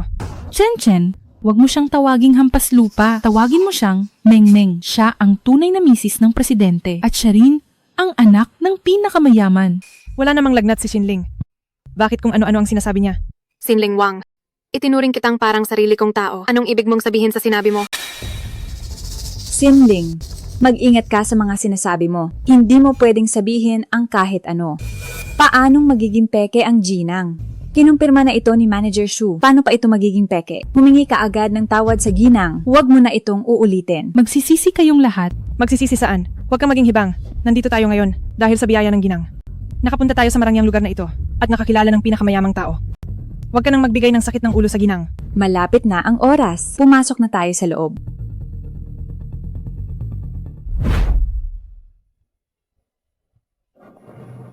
Uy, nandito na si Meng.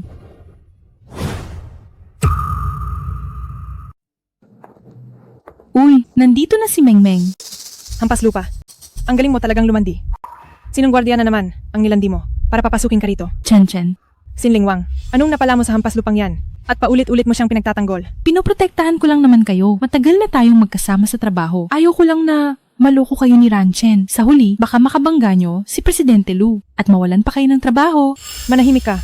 Halatang gusto mo lang na mawalan kami ng trabaho. Nandito na nga ang ginang, tapos sasabihin mong peke siya. Sabi ko na sa'yo, hindi sila maniniwala. Ginang, bakit hindi mo sabihin ang totoo? Walang sagot sa tanga. Ayaw nilang maniwala na ako ang misis ng presidente. Kahit sabihin mo pa sa kanila, hindi pa rin sila maniniwala. Subukan mo kung hindi ka naniniwala. Tama po kayo, Ginang. Hindi ko na dapat sila pinapakialaman. Mengsha, ang galing mo talagang dumiskarte. Nakahanap ka pa ng tuta mo. Ang totoo ay totoo. Ang peke ay peke. Hindi magtatagal ang saya mo. Talaga ba? Sakto ang sinabi mo? Dahil yan din ang sasabihin ko sa'yo.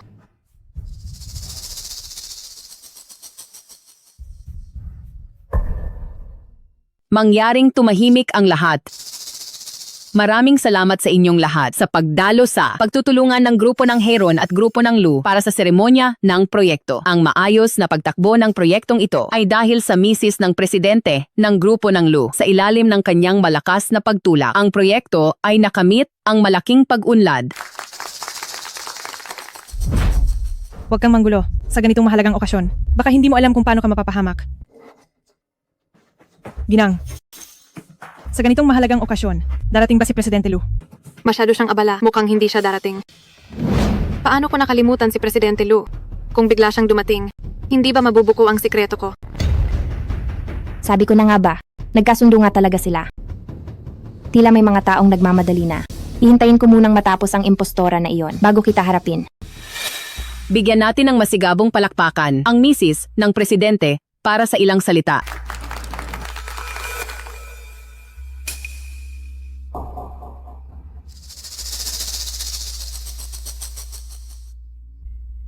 Nagsumikap ako araw at gabi kamakailan. Para lang sa ang mga Lu na makipagtulungan sa Heron. Ngayon ay nakita na ang mga resulta. Ang galing talaga ni Ginang. Dahil napakagaling ni Ginang, mangyaring ipaliwanag sa lahat ang konsepto. Dahil napakagaling ni Ginang, pakipaliwanag naman sa lahat ang konsepto. Tumahimik ka na. Maiintindihan mo ba ang sasabihin ni Ginang? Takot siyang magsalita. Kaya syempre, hindi ko maiintindihan. Dahil gusto mong marinig, ipapaliwanag ko ito.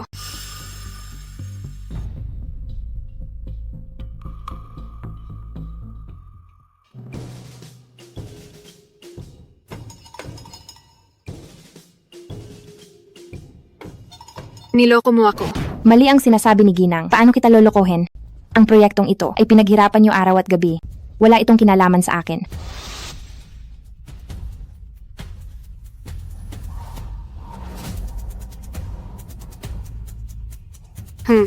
Sinusubukan mo pa rin akong lokohin.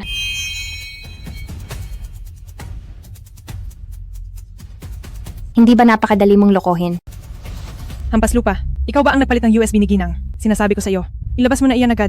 Kundi, hindi ka palalampasin ni Presidente Lu.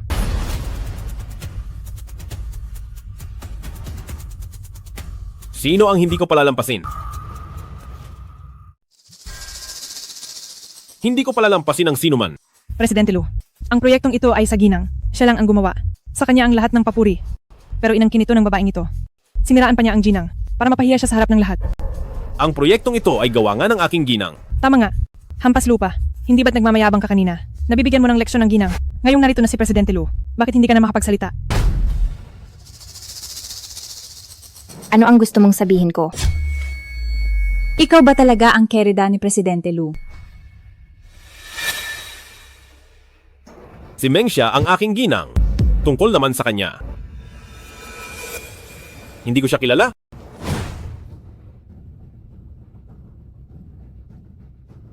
Ano ba ang nagawa ko? Nasa tabi ko na ang Ginang, pero nagkamali ako ng pagkilala. Tinulungan ko pa ang peke na ito. Naapihin ang Ginang.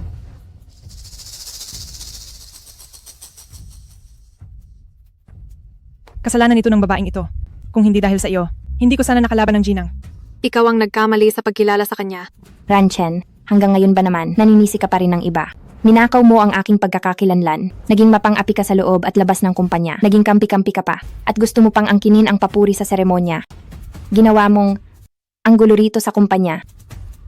Ngayong araw, oras na para tapusin ito. Panahon na para tapusin ito. Mas mapalad ka lang sa akin dahil may makapangyarihang asawa ka, may mga tao ka, at mayroon din ako.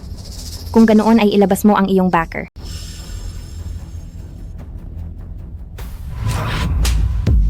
Hanggang ngayon ba ay magsisinungaling ka pa rin? Ginang, nilinlang lang kami ng babaeng ito.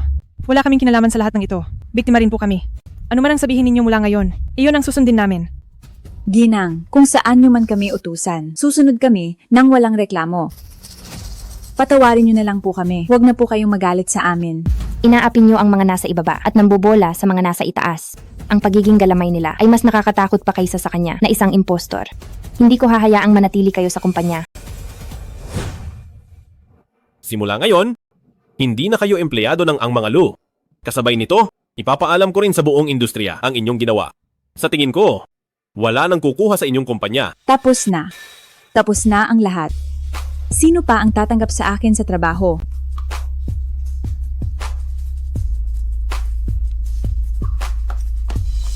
Mga walang kwenta. Binibining Bay, saan ka pupunta? Binibining Bay, saan ka pupunta? Binibining Bay, nandito ka na rin lang. Bakit hindi ka magsalita? Isang malaking gulo sa seremonya. Kayong mga Lu ay hindi man lang alam kung sino ang tunay na misis ng presidente. Siyempre kailangan kong bumalik at mag-isip. Kung itutuloy pa ba ang pakikipagtulungan? Binibining Bay, itong misis ng presidente, hindi ba't ikaw ang naglagay sa kanya? Noong una ay ako at ang grupo ng Heron ang pumirma sa kontrata at iginiit mo rin na pinirmahan ito kasama ang misis ng presidente. Ngayon, bakit ayaw mo nang aminin itong sunod-sunuran na nagamit mo na? Hindi mo na ba kailangan? Binibining Bay, huwag mo akong iwan. Hindi ba't sinabi mo na kapag nagpanggap pa ako, gagawin mo akong ehekutibo sa grupo ng Heron? Ang mga salita ng isang impostora, sino naman ang maniniwala? Totoo naman. Genian, dalhin na siya sa presinto ng pulisya dahil gustong kanselahin ni Binibining Bay ang pagtutulungan ng Heron at ng mga Lu. Ang ginawa niya ay nagdulot ng malaking lugi sa kumpanya at dapat siyang makulong. Gusto mong ako lang ang mamatay? Hinding-hindi mangyayari yan. Magpanggap ka pa bilang misis ng presidente. Kapag natapos na ito, bibigyan kita ng pabuya. Oo, ako ang nag-utos sa kanyang magpanggap. Pero ginawa ko lang yon para subukan ka. Sayang lang, hindi ka nakapasa sa pagsubok. Ipinapahayag ko, ititigil na ng Heron ang pakikipagtulungan sa mga Lu. Binibining Bay, kahit direktor ng proyekto ka pa ng grupo ng Heron, wala kang karapatang magkansela ng kontrata. Siyempre may karapatan ako. Dahil ako, ang anak ng pinakamayaman. Sa aking ama ang buong Heron, isang maliit na kontrata lang kung sasabihin kong kanselado, ay kanselado na. Kaya pala si Binibining Bay, ang matagal nang hinahanap na anak ni pinakamayamang siya. Mayroon ka pa bang gustong sabihin? Wala na. Sa pagkansela ako sa pakikipagtulungan sa mga Lu, mayroon pa bang may reklamo? Ako.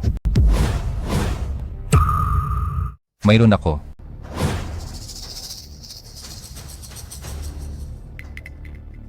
Hindi ko pa alam na ang grupong nasa ilalim ni Donghai siya ay kailangan pang makinig sa iyo.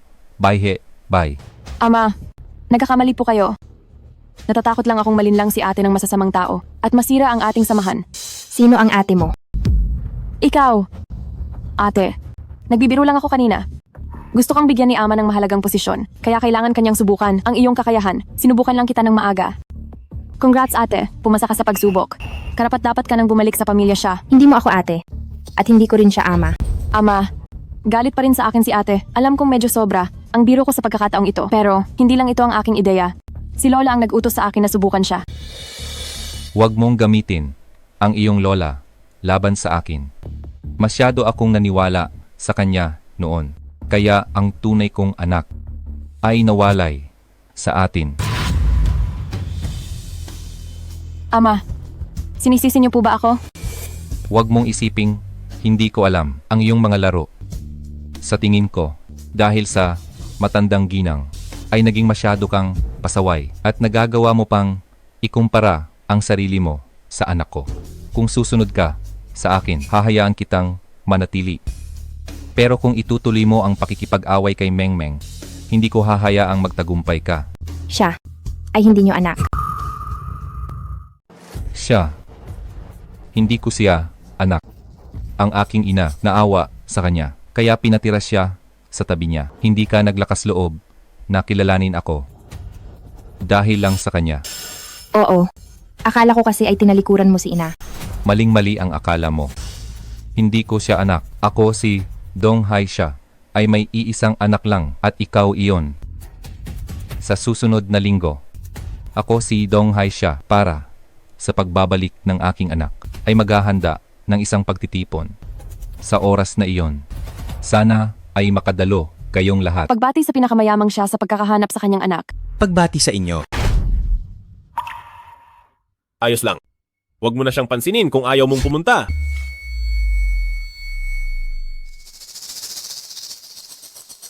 Pag-iisipan ko. Meng-meng, tiyak na ipaghahanda kita ng isang maringal na pagtitipon upang malaman ng buong mundo na ikaw ang anak ni Dong Haisha. Ang proyekto ng Grupo ng Lu at Grupo ng Heirun ay magpapatuloy bilang tanda ng katapatan. Sa ngalan ng Grupo ng Heirun, magdaragdag ako ng $1 billion na puhunan.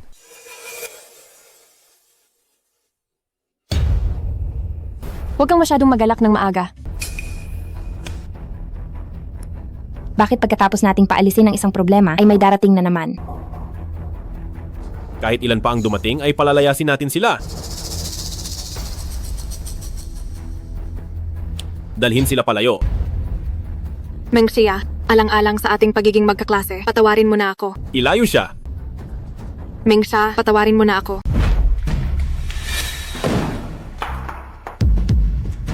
Gusto mong maging misis ng presidente?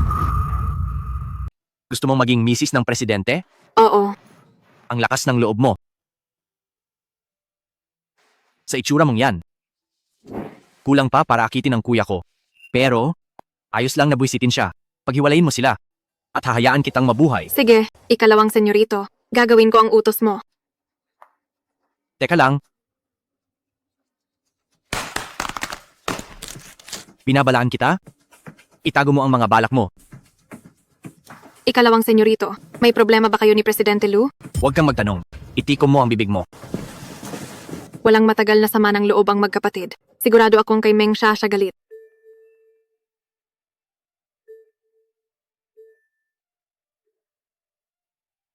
Alam ko na? Jinyan, anong problema? Wala lang.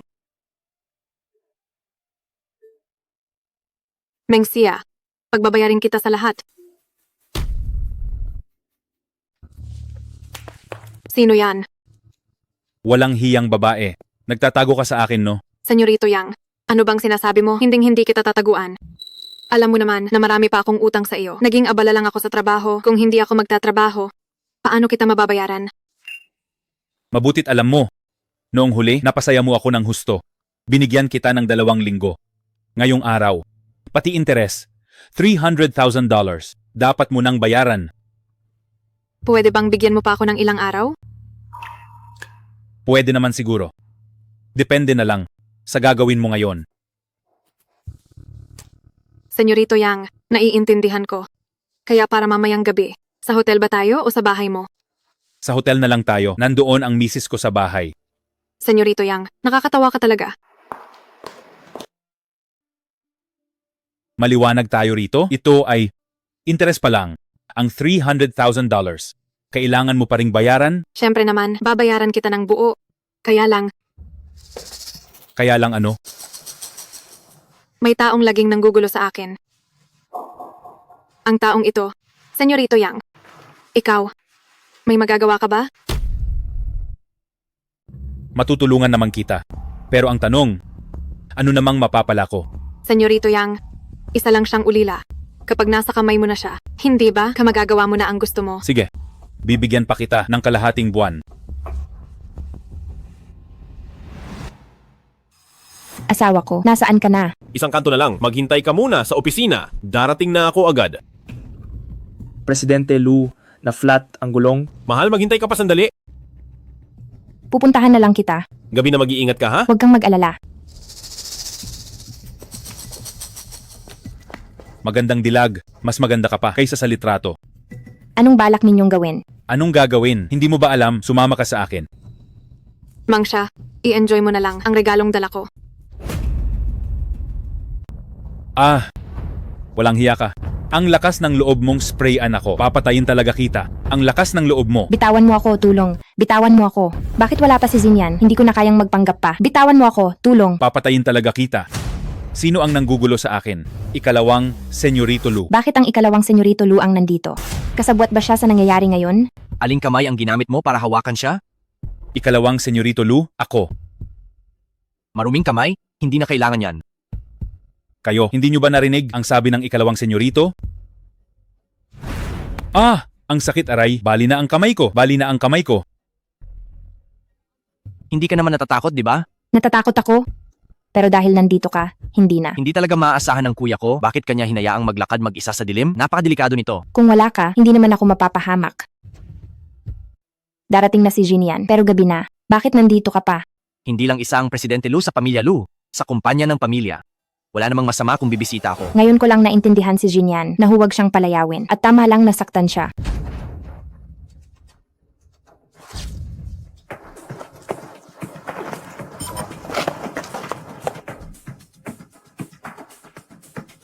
Hindi ka ba magpapaliwanag? Magpaliwanag.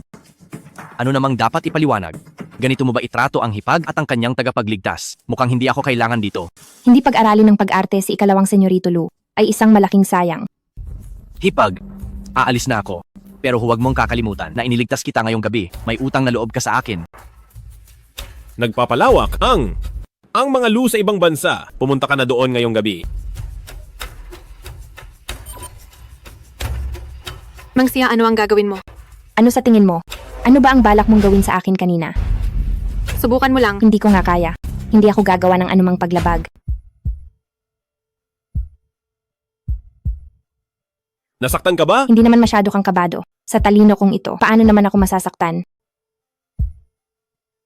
Pero kung itatapon mo si Zichen Lu sa ibang bansa, siguradong magagalit ang iyong mama. Hindi mangyayari yan. Nandito lang ako.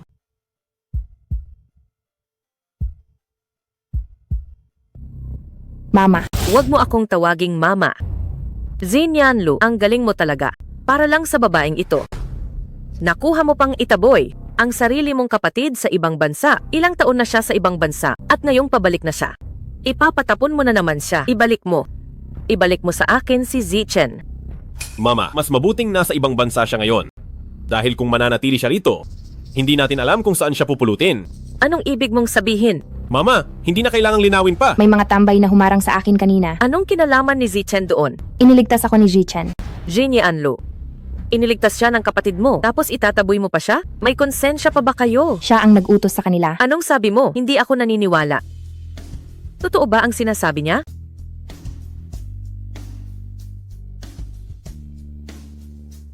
Kanina pa niya iniimbestigahan si Mengmeng. At pinapasundan pa siya? Ang mga kasabwat niya ay nasa kulungan na lahat. Gusto mo pa rin ba siyang manatili? Hinayaan lang kitang manatili dahil ikaw ang anak ng pinakamayaman pero hindi ko akalaing magdadala ka lang ng kamalasan. Mama. Bakit? May mali ba sa sinabi ko? Ang daming gulo simula ng pakasalan mo siya. Una ay ang pasasalamat tapos pati ang seremonya. Kung hindi mo kayang ayusin ang mga ito, pag-iisipan ko. Kung karapat-dapat ka bang magmana sa ang mga Lu? Tinatakot mo ba ako gamit ang mga Lu kung gusto mong bawiin? Sige, bawiin mo na. Wala akong pakialam sa ang mga Lu. Ang mahalaga lang sa akin ay si Mengmeng. Kapag ba bumalik ako sa pamilya ko, hindi mo nababawiin ang pamana sa ang mga Lu. Mengmeng, hindi mo kailangang gawin ito para sa akin. Alam ko kung gaano kahalaga ang mga Lu sa iyo. Hindi ko hahayaang agawin ito ng kahit sino. Pupunta ako sa pagtitipon para magpakilala. Sa oras na iyon ang aking katayuan ay magiging sapat na para sa pamilya Lu. Kailangan mong makabalik at makilala roon. Hindi ito ang opisina ng mga Lu. Pakiusap, lumabas ka na. Pinapakialaman ko na nga kayo pero naging magkaaway pa tayo. Ginagawa ko lang naman ito para sa inyo. Mahal ko, salamat sa iyo. Para saan ang pasasalamat na iyan? Salamat dahil magpapakilala ka para sa akin. Subalit, hindi mo kailangang magsakripisyo ng ganito. Ang aking mama ay sadyang matalas ang dila. Naghanda pa siya ng regalo para sa iyo ng palihim. Sadyang nagkasabay-sabay lang ang mga pangyayari kaya nakapagsalita siya ng ganoon kasama. Tingnan mo ang inihanda niyang regalo. Maganda ba? $168,000. Sa susunod na magre-regalo kapalitan mo ang card, wala nang sorpresa. Oo. Alam ko na gusto mong paglapitin ang loob namin ng iyong mama. Hindi naman ako totoong galit sa kanya. Sadyang hindi niya pa matanggap agad ang aking katayuan. Normal lang naman iyon. Napakabuti mo talaga, mahal ko. Huwag ka ngang magbiro, tulungan mo na lang ako. Ano kayang magandang isuot sa pagtitipon bukas? Ang asawa ko ang pinakamaganda sa buong mundo. Kahit ano pa ang isuot mo ay bagay sa iyo.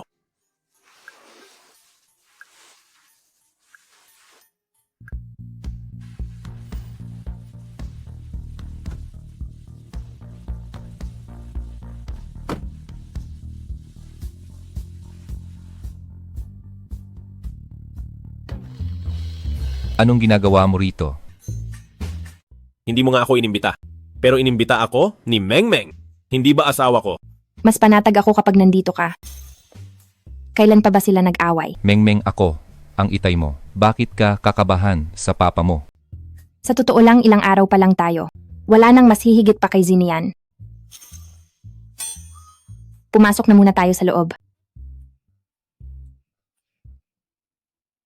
Talagang naglakas loob kang pumunta. Dahil lang sa isang sirang pulseras, naniwala ka ng anak mo siya? Nagpapabida-bida ka pa sa pagtitipon? Alam mo bang maraming manloloko ngayon? Hindi siya isang manloloko. Siya ang tunay na anak ni Donghai siya. Anak mo, nag-DNA test ba siya sa iyo? Hindi ako naniniwala. Hanggat gusto ko, siya ang nag-iisang anak ni Donghai siya. At tagapagmana ng grupo ng SIA.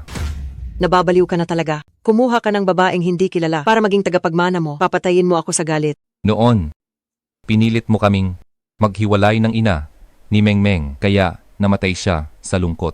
Ngayong nahanap ko na ang aking anak, hindi ko hahayaang mawala siya. Wala nang silbi ang sasabihin mo.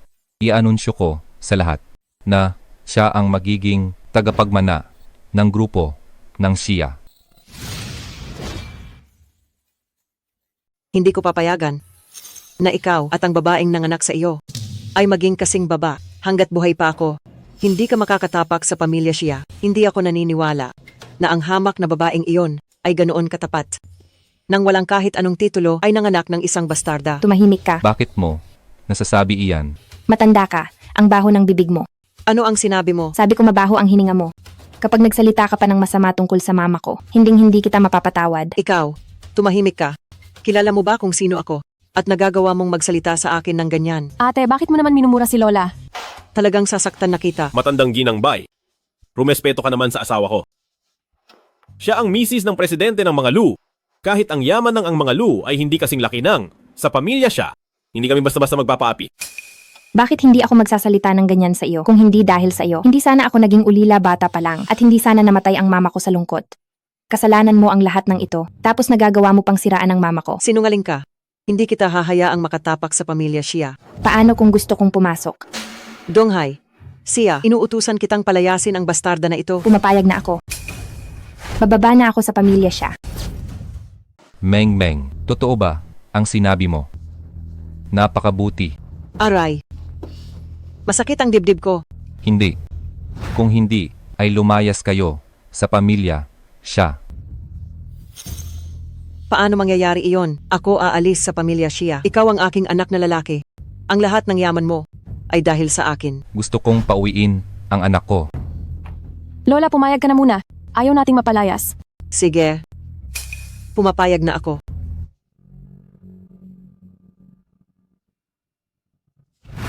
Lola, kapag bumalik na siya, mamahalin pa ba ako ni Ama? Anak lang siya ng hamak na babae. Mapapalayas ko rin siya.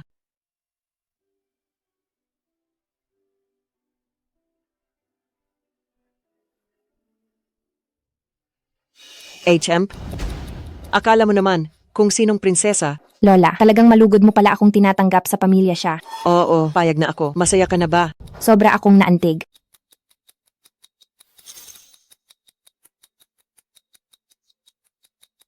Kung gayon, Lola, pakisuot sa akin ang tatak ng pamilya. Hindi pwede.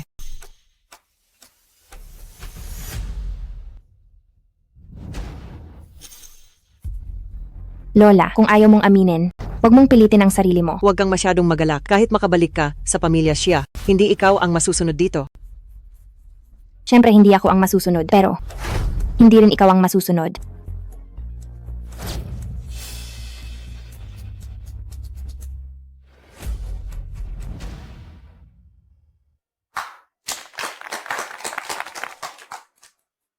Mengmeng, maligayang pagbabalik sa bahay. Sa mga nakaraang taon, nahirapan ka ng husto. Salamat sa pagpapatawad sa akin. Simula ngayon, ikaw na ang anak ng pinakamayaman. Napakabuti. Masyado akong naiinip mag-isa. Ngayong bumalik na si ate, may makakasama na ako. Sobrang tuwa ko lang. Hindi ko napansin ang kilos ko. Ate, hindi ka naman galit, di ba? Ang makakabalik lang ni ate. Hindi pa siya pamilyar sa pamilya siya. Ililibot ko muna siya para maipakilala ang lahat sa kanya. Sige ba, hindi pa naman nagsisimula ang piging. Nagawa niya pa akong hamunin. Wala akong dahilan para tumanggi. Tignan natin kung ano ang gagawin niya.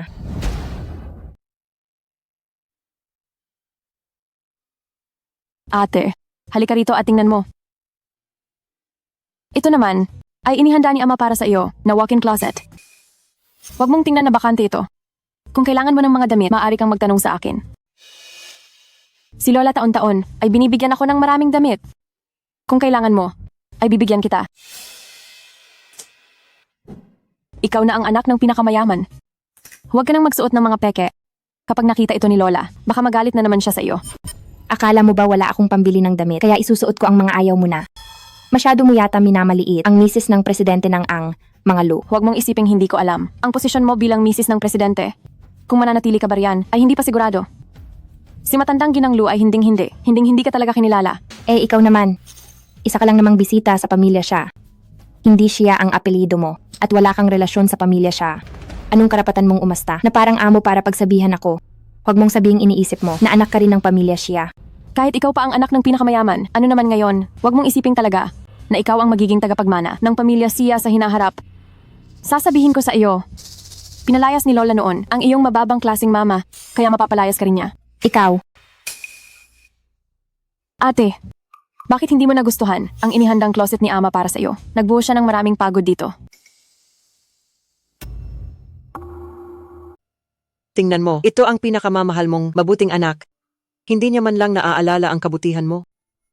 Mengmeng, bakit? Hindi ka ba kontento? Ayos lang. Ano man ang gusto mo, ibibigay iyon ni Papa sa iyo. Hindi mo ba ako sinisisi? Hindi kita sinisisi. Naniniwala si Papa na hindi mo sasabihin iyon. At saka, sa loob ng maraming taon, hindi nagampanan ni Papa ang tungkulin sa iyo. Kaya hindi ko alam ang mga gusto mo. Hindi iyon maiiwasan. Ano man ang gusto mo, sabihin mo lang ng tapat.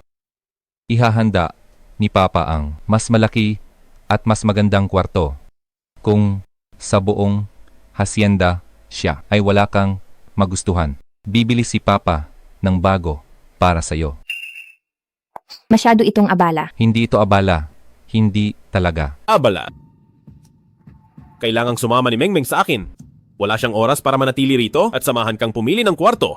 Kausap ko ang anak ko. Hindi ka dapat nakikialam. Asawa ko siya. Pinuntahan niyo ba ako? Dahil magsisimula na ba ang piging?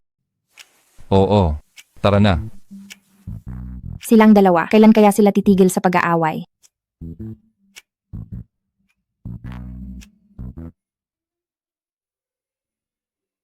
Kitang-kita ang ganda ni Binibining siya, karapat-dapat na anak ng pinakamayaman. Salamat, anak ko siya. Kaya, syempre, magaling siya.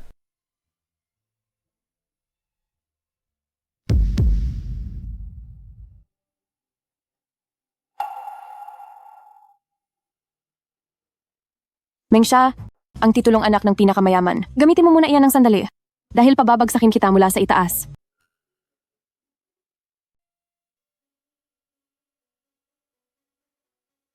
Hindi ba si Binibining ba ito?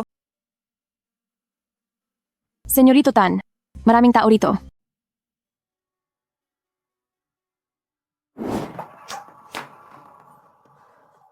Isara mo ang pinto.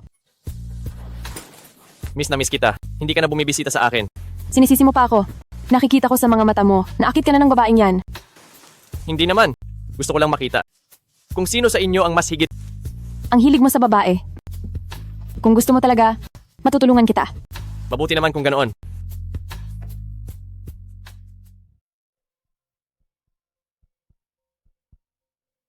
Ito ang gamot. Hindi kailangang inumin niya, basta madikit lang sa kanya. Hihintayin kita sa kwarto.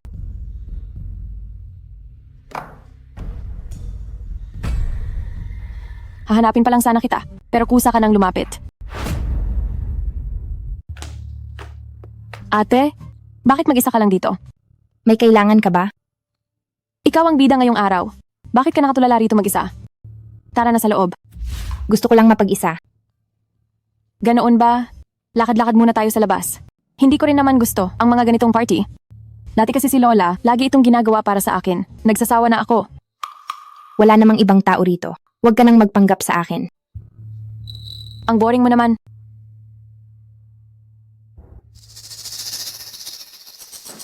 Heto.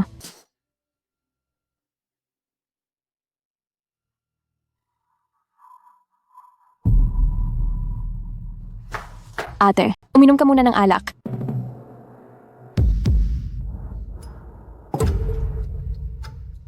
Tingin mo ba sa akin ay tanga? Ate, ano bang sinasabi mo? Hindi kita maintindihan. Masyado kang mabait ngayon. Siguradong may masama kang balak. Niyaya mo akong uminom. Ano bang pakay mo? Kailangan ko pa bang sabihin? Wala akong ganoon. Ganyan ka na naman. Ate, hindi ko naman sinasadya. Huwag mo naman akong paggalitan. Tingnan natin kung sino na naman ang darating. Ano bang ginagawa mo?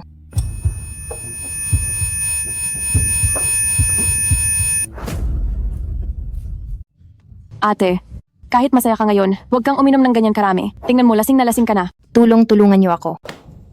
Huwag na umasa. Walang makapagliligtas sa'yo.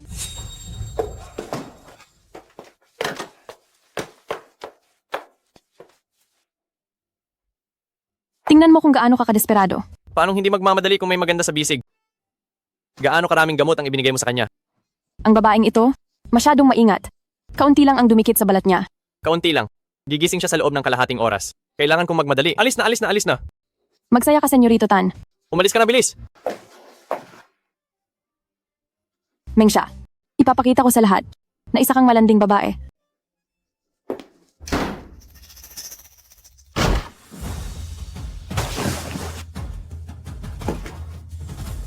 Ang lunas. Wala-wala. Hindi malala ang epekto sa kanya. Uminom lang ng tubig at magiging okay na siya.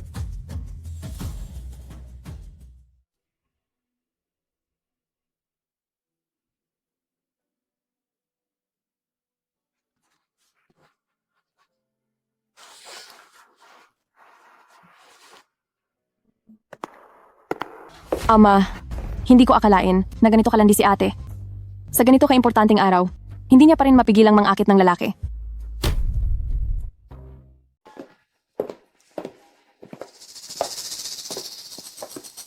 Uy, si ikatlong senyorito. Tan ba yung nakaluhod sa sahig? Tama ka, puro gawang tuso ang inaatupag niya maghapon. Sa tingin ko, ang anak ng pinakamayaman. Baka nabastos na siya. Masaya bang manood?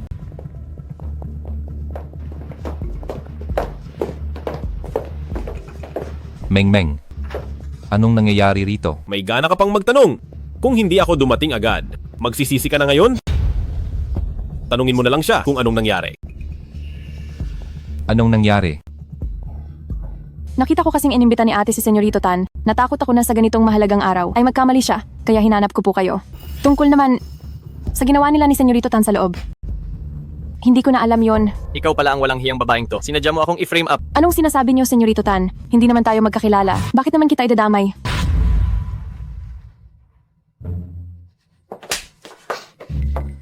Wala sana akong balak na patulan ka, pero ang mali mo ay ang paghamon sa akin. Anong karapatan mong saktan ako? Ikaw naman ang nangaakit ng lalaki. Wala akong kinalaman doon.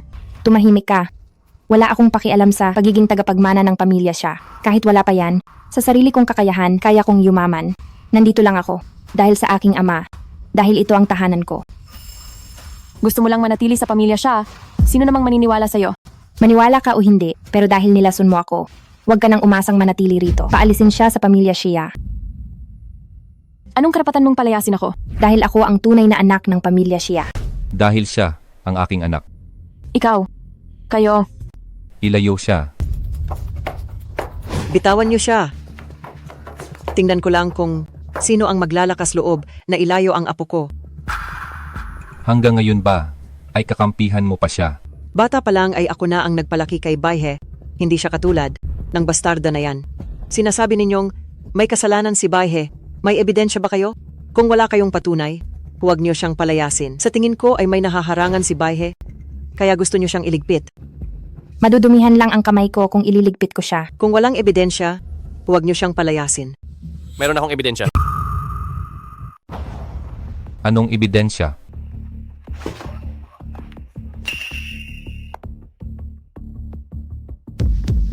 Nag-video ka talaga? Gusto ko lang naman na mapanood ulit ito. Presidente Lu, bawi na lang ako sa inyo. Mula nang ang babaeng iyon ay pumasok ay nag-record na ako. Siguradong nakuhanan siya. Nadala ang tulog na si Binibining siya.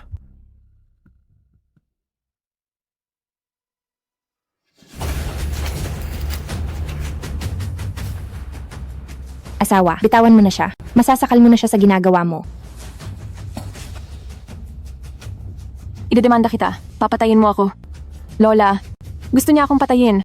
Tulungan niyo akong makaganti. Kahit nagkamali si Baihe, hindi dapat naging ganito kalupit. Ayos naman na ang batang iyon. Nailabas niyo na ang galit niyo. Kaya kalimutan na natin ito. Aalis na lang ba kayo ng ganoon? Ano pa ba ang gusto mo? Paluhurin si Baihe at pagsambahin ka. Hindi ba humingi na siya ng tawad? Bakit ayaw mo pa siyang tantanan? Kailan ba siya humingi ng tawad sa akin ni hindi nga niya nagawa? Ate, patawad. Nagbibiro lang naman ako sa'yo. Hindi ko naman alam na masasaktan ka pala. Masyado kitang minaliit sa kapal ng mukha mo. Ang taong madiskarte na gaya mo ay talagang bihira na. Nakahingi na ng tawad. Pwede na ba kaming umalis ngayon?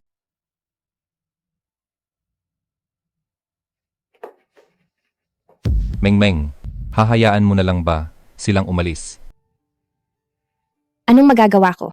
Gustong-gusto siya ni Lola, kahit pa makipag-away sa akin, para lang protektahan siya. Hindi ko naman pwedeng dahil sa kanya, ay masira ang pagmamahalan niyo ni Lola. Wala naman siyang malasakit sa akin bilang anak. Hindi ako papayag na paalisin sila. Yan ang pinakamagandang sinabi niyo sa buong araw na ito. Binibining bay, sumama po kayo sa amin? Hindi niyo ako pwedeng hulihin. Lola, bitawan niyo siya. Lola, iligtas niyo po ako. Huwag ka nang umasa. Walang makapagliligtas sa iyo. Salamat po, Papa. Tiyo siya. Ayusin niyo muna ang pamilya niyo. Bago niyo hanapin si Mengmeng, ayaw kong ang asawa ko ay malagay sa panganib araw-araw. Bakit parang ang saya sa pakiramdam?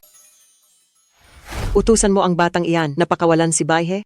Mama, nalilito na po kayo. Sino ba? Si Baihe. Ikaw. Lahat. Matanda na ang nanay ko. Siya ay malimutin na kung ano-ano ang sinasabi. Pasensya na po kayo. Wala Huwag niyo iyon. nang pansinin. Huwag niyo nang pansinin. Mama, matanda na kayo. Magpahinga na lang kayo. Maliwanag ba? Walang hiya kang anak. Saan mo ako dadalhin? Kung ayaw mong magpahinga, pwede kitang ibalik doon kay Baihe. Pero wag mong kakalimutan. Alam ko ang lahat ng dumi mo. Ikaw. Hindi ako sasama. Papa, sa kahon niyo lang nilagay ito. Gawa ito ng sikat na disenyador ang natupad, halagang $10 million. Papa, masyado naman kayong kampante. Huwag mo nang pansinin iyon. Ano? Nagustuhan mo ba? Gusto ko, sino ba ang ayaw sa alahas? Basta gusto mo, ibibigay ni Papa sa iyo. Asawa, 2 kahon lang yan. Mayroon ang asawa mo. Huwag mong kunin ang sa kanya.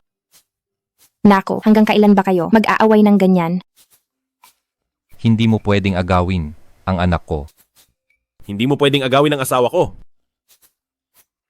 Tumigil na nga kayo. Hindi pwede. Huwag mong isiping hindi ko alam na may babae ka sa labas. Bahe, iyang hampas lupa na iyan ang umagaw sa pwesto mo. Napakayabang niya talaga. Diyos ko, inimbitahan niyo rin si Xinyan Lu?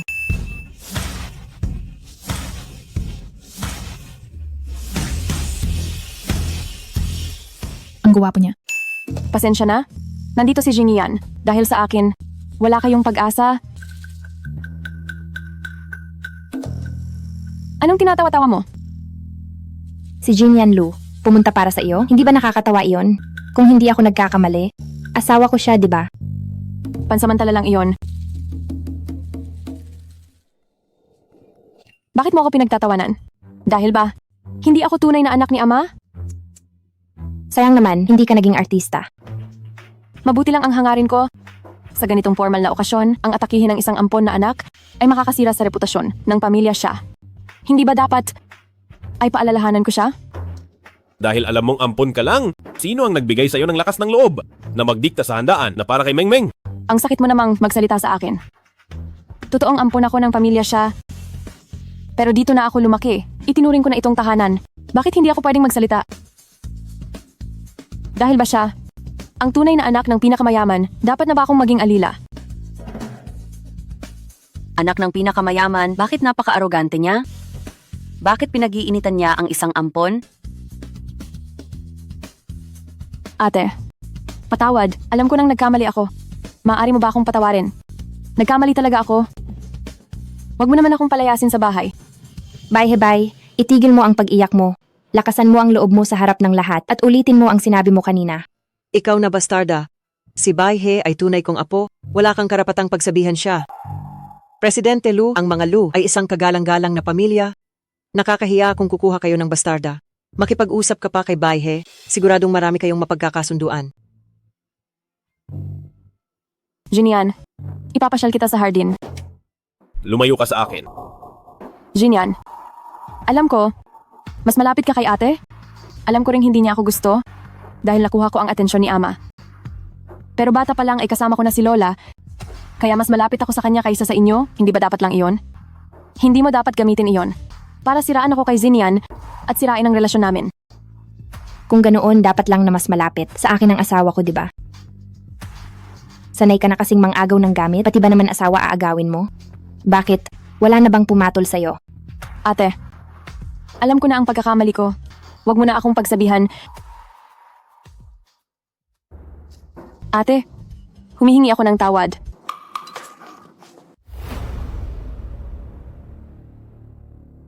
Inasahan ko na gagamit ka ng ganitong mababang paraan. Anong gagawin mo? Ano sa tingin mo? Siyempre, ibabalik ko ang alak sa iyo.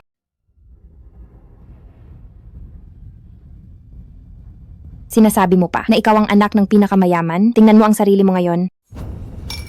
Mukha kang palengkera. Hindi mo makukuha ang sa akin dahil ako ang tunay na misis ng presidente.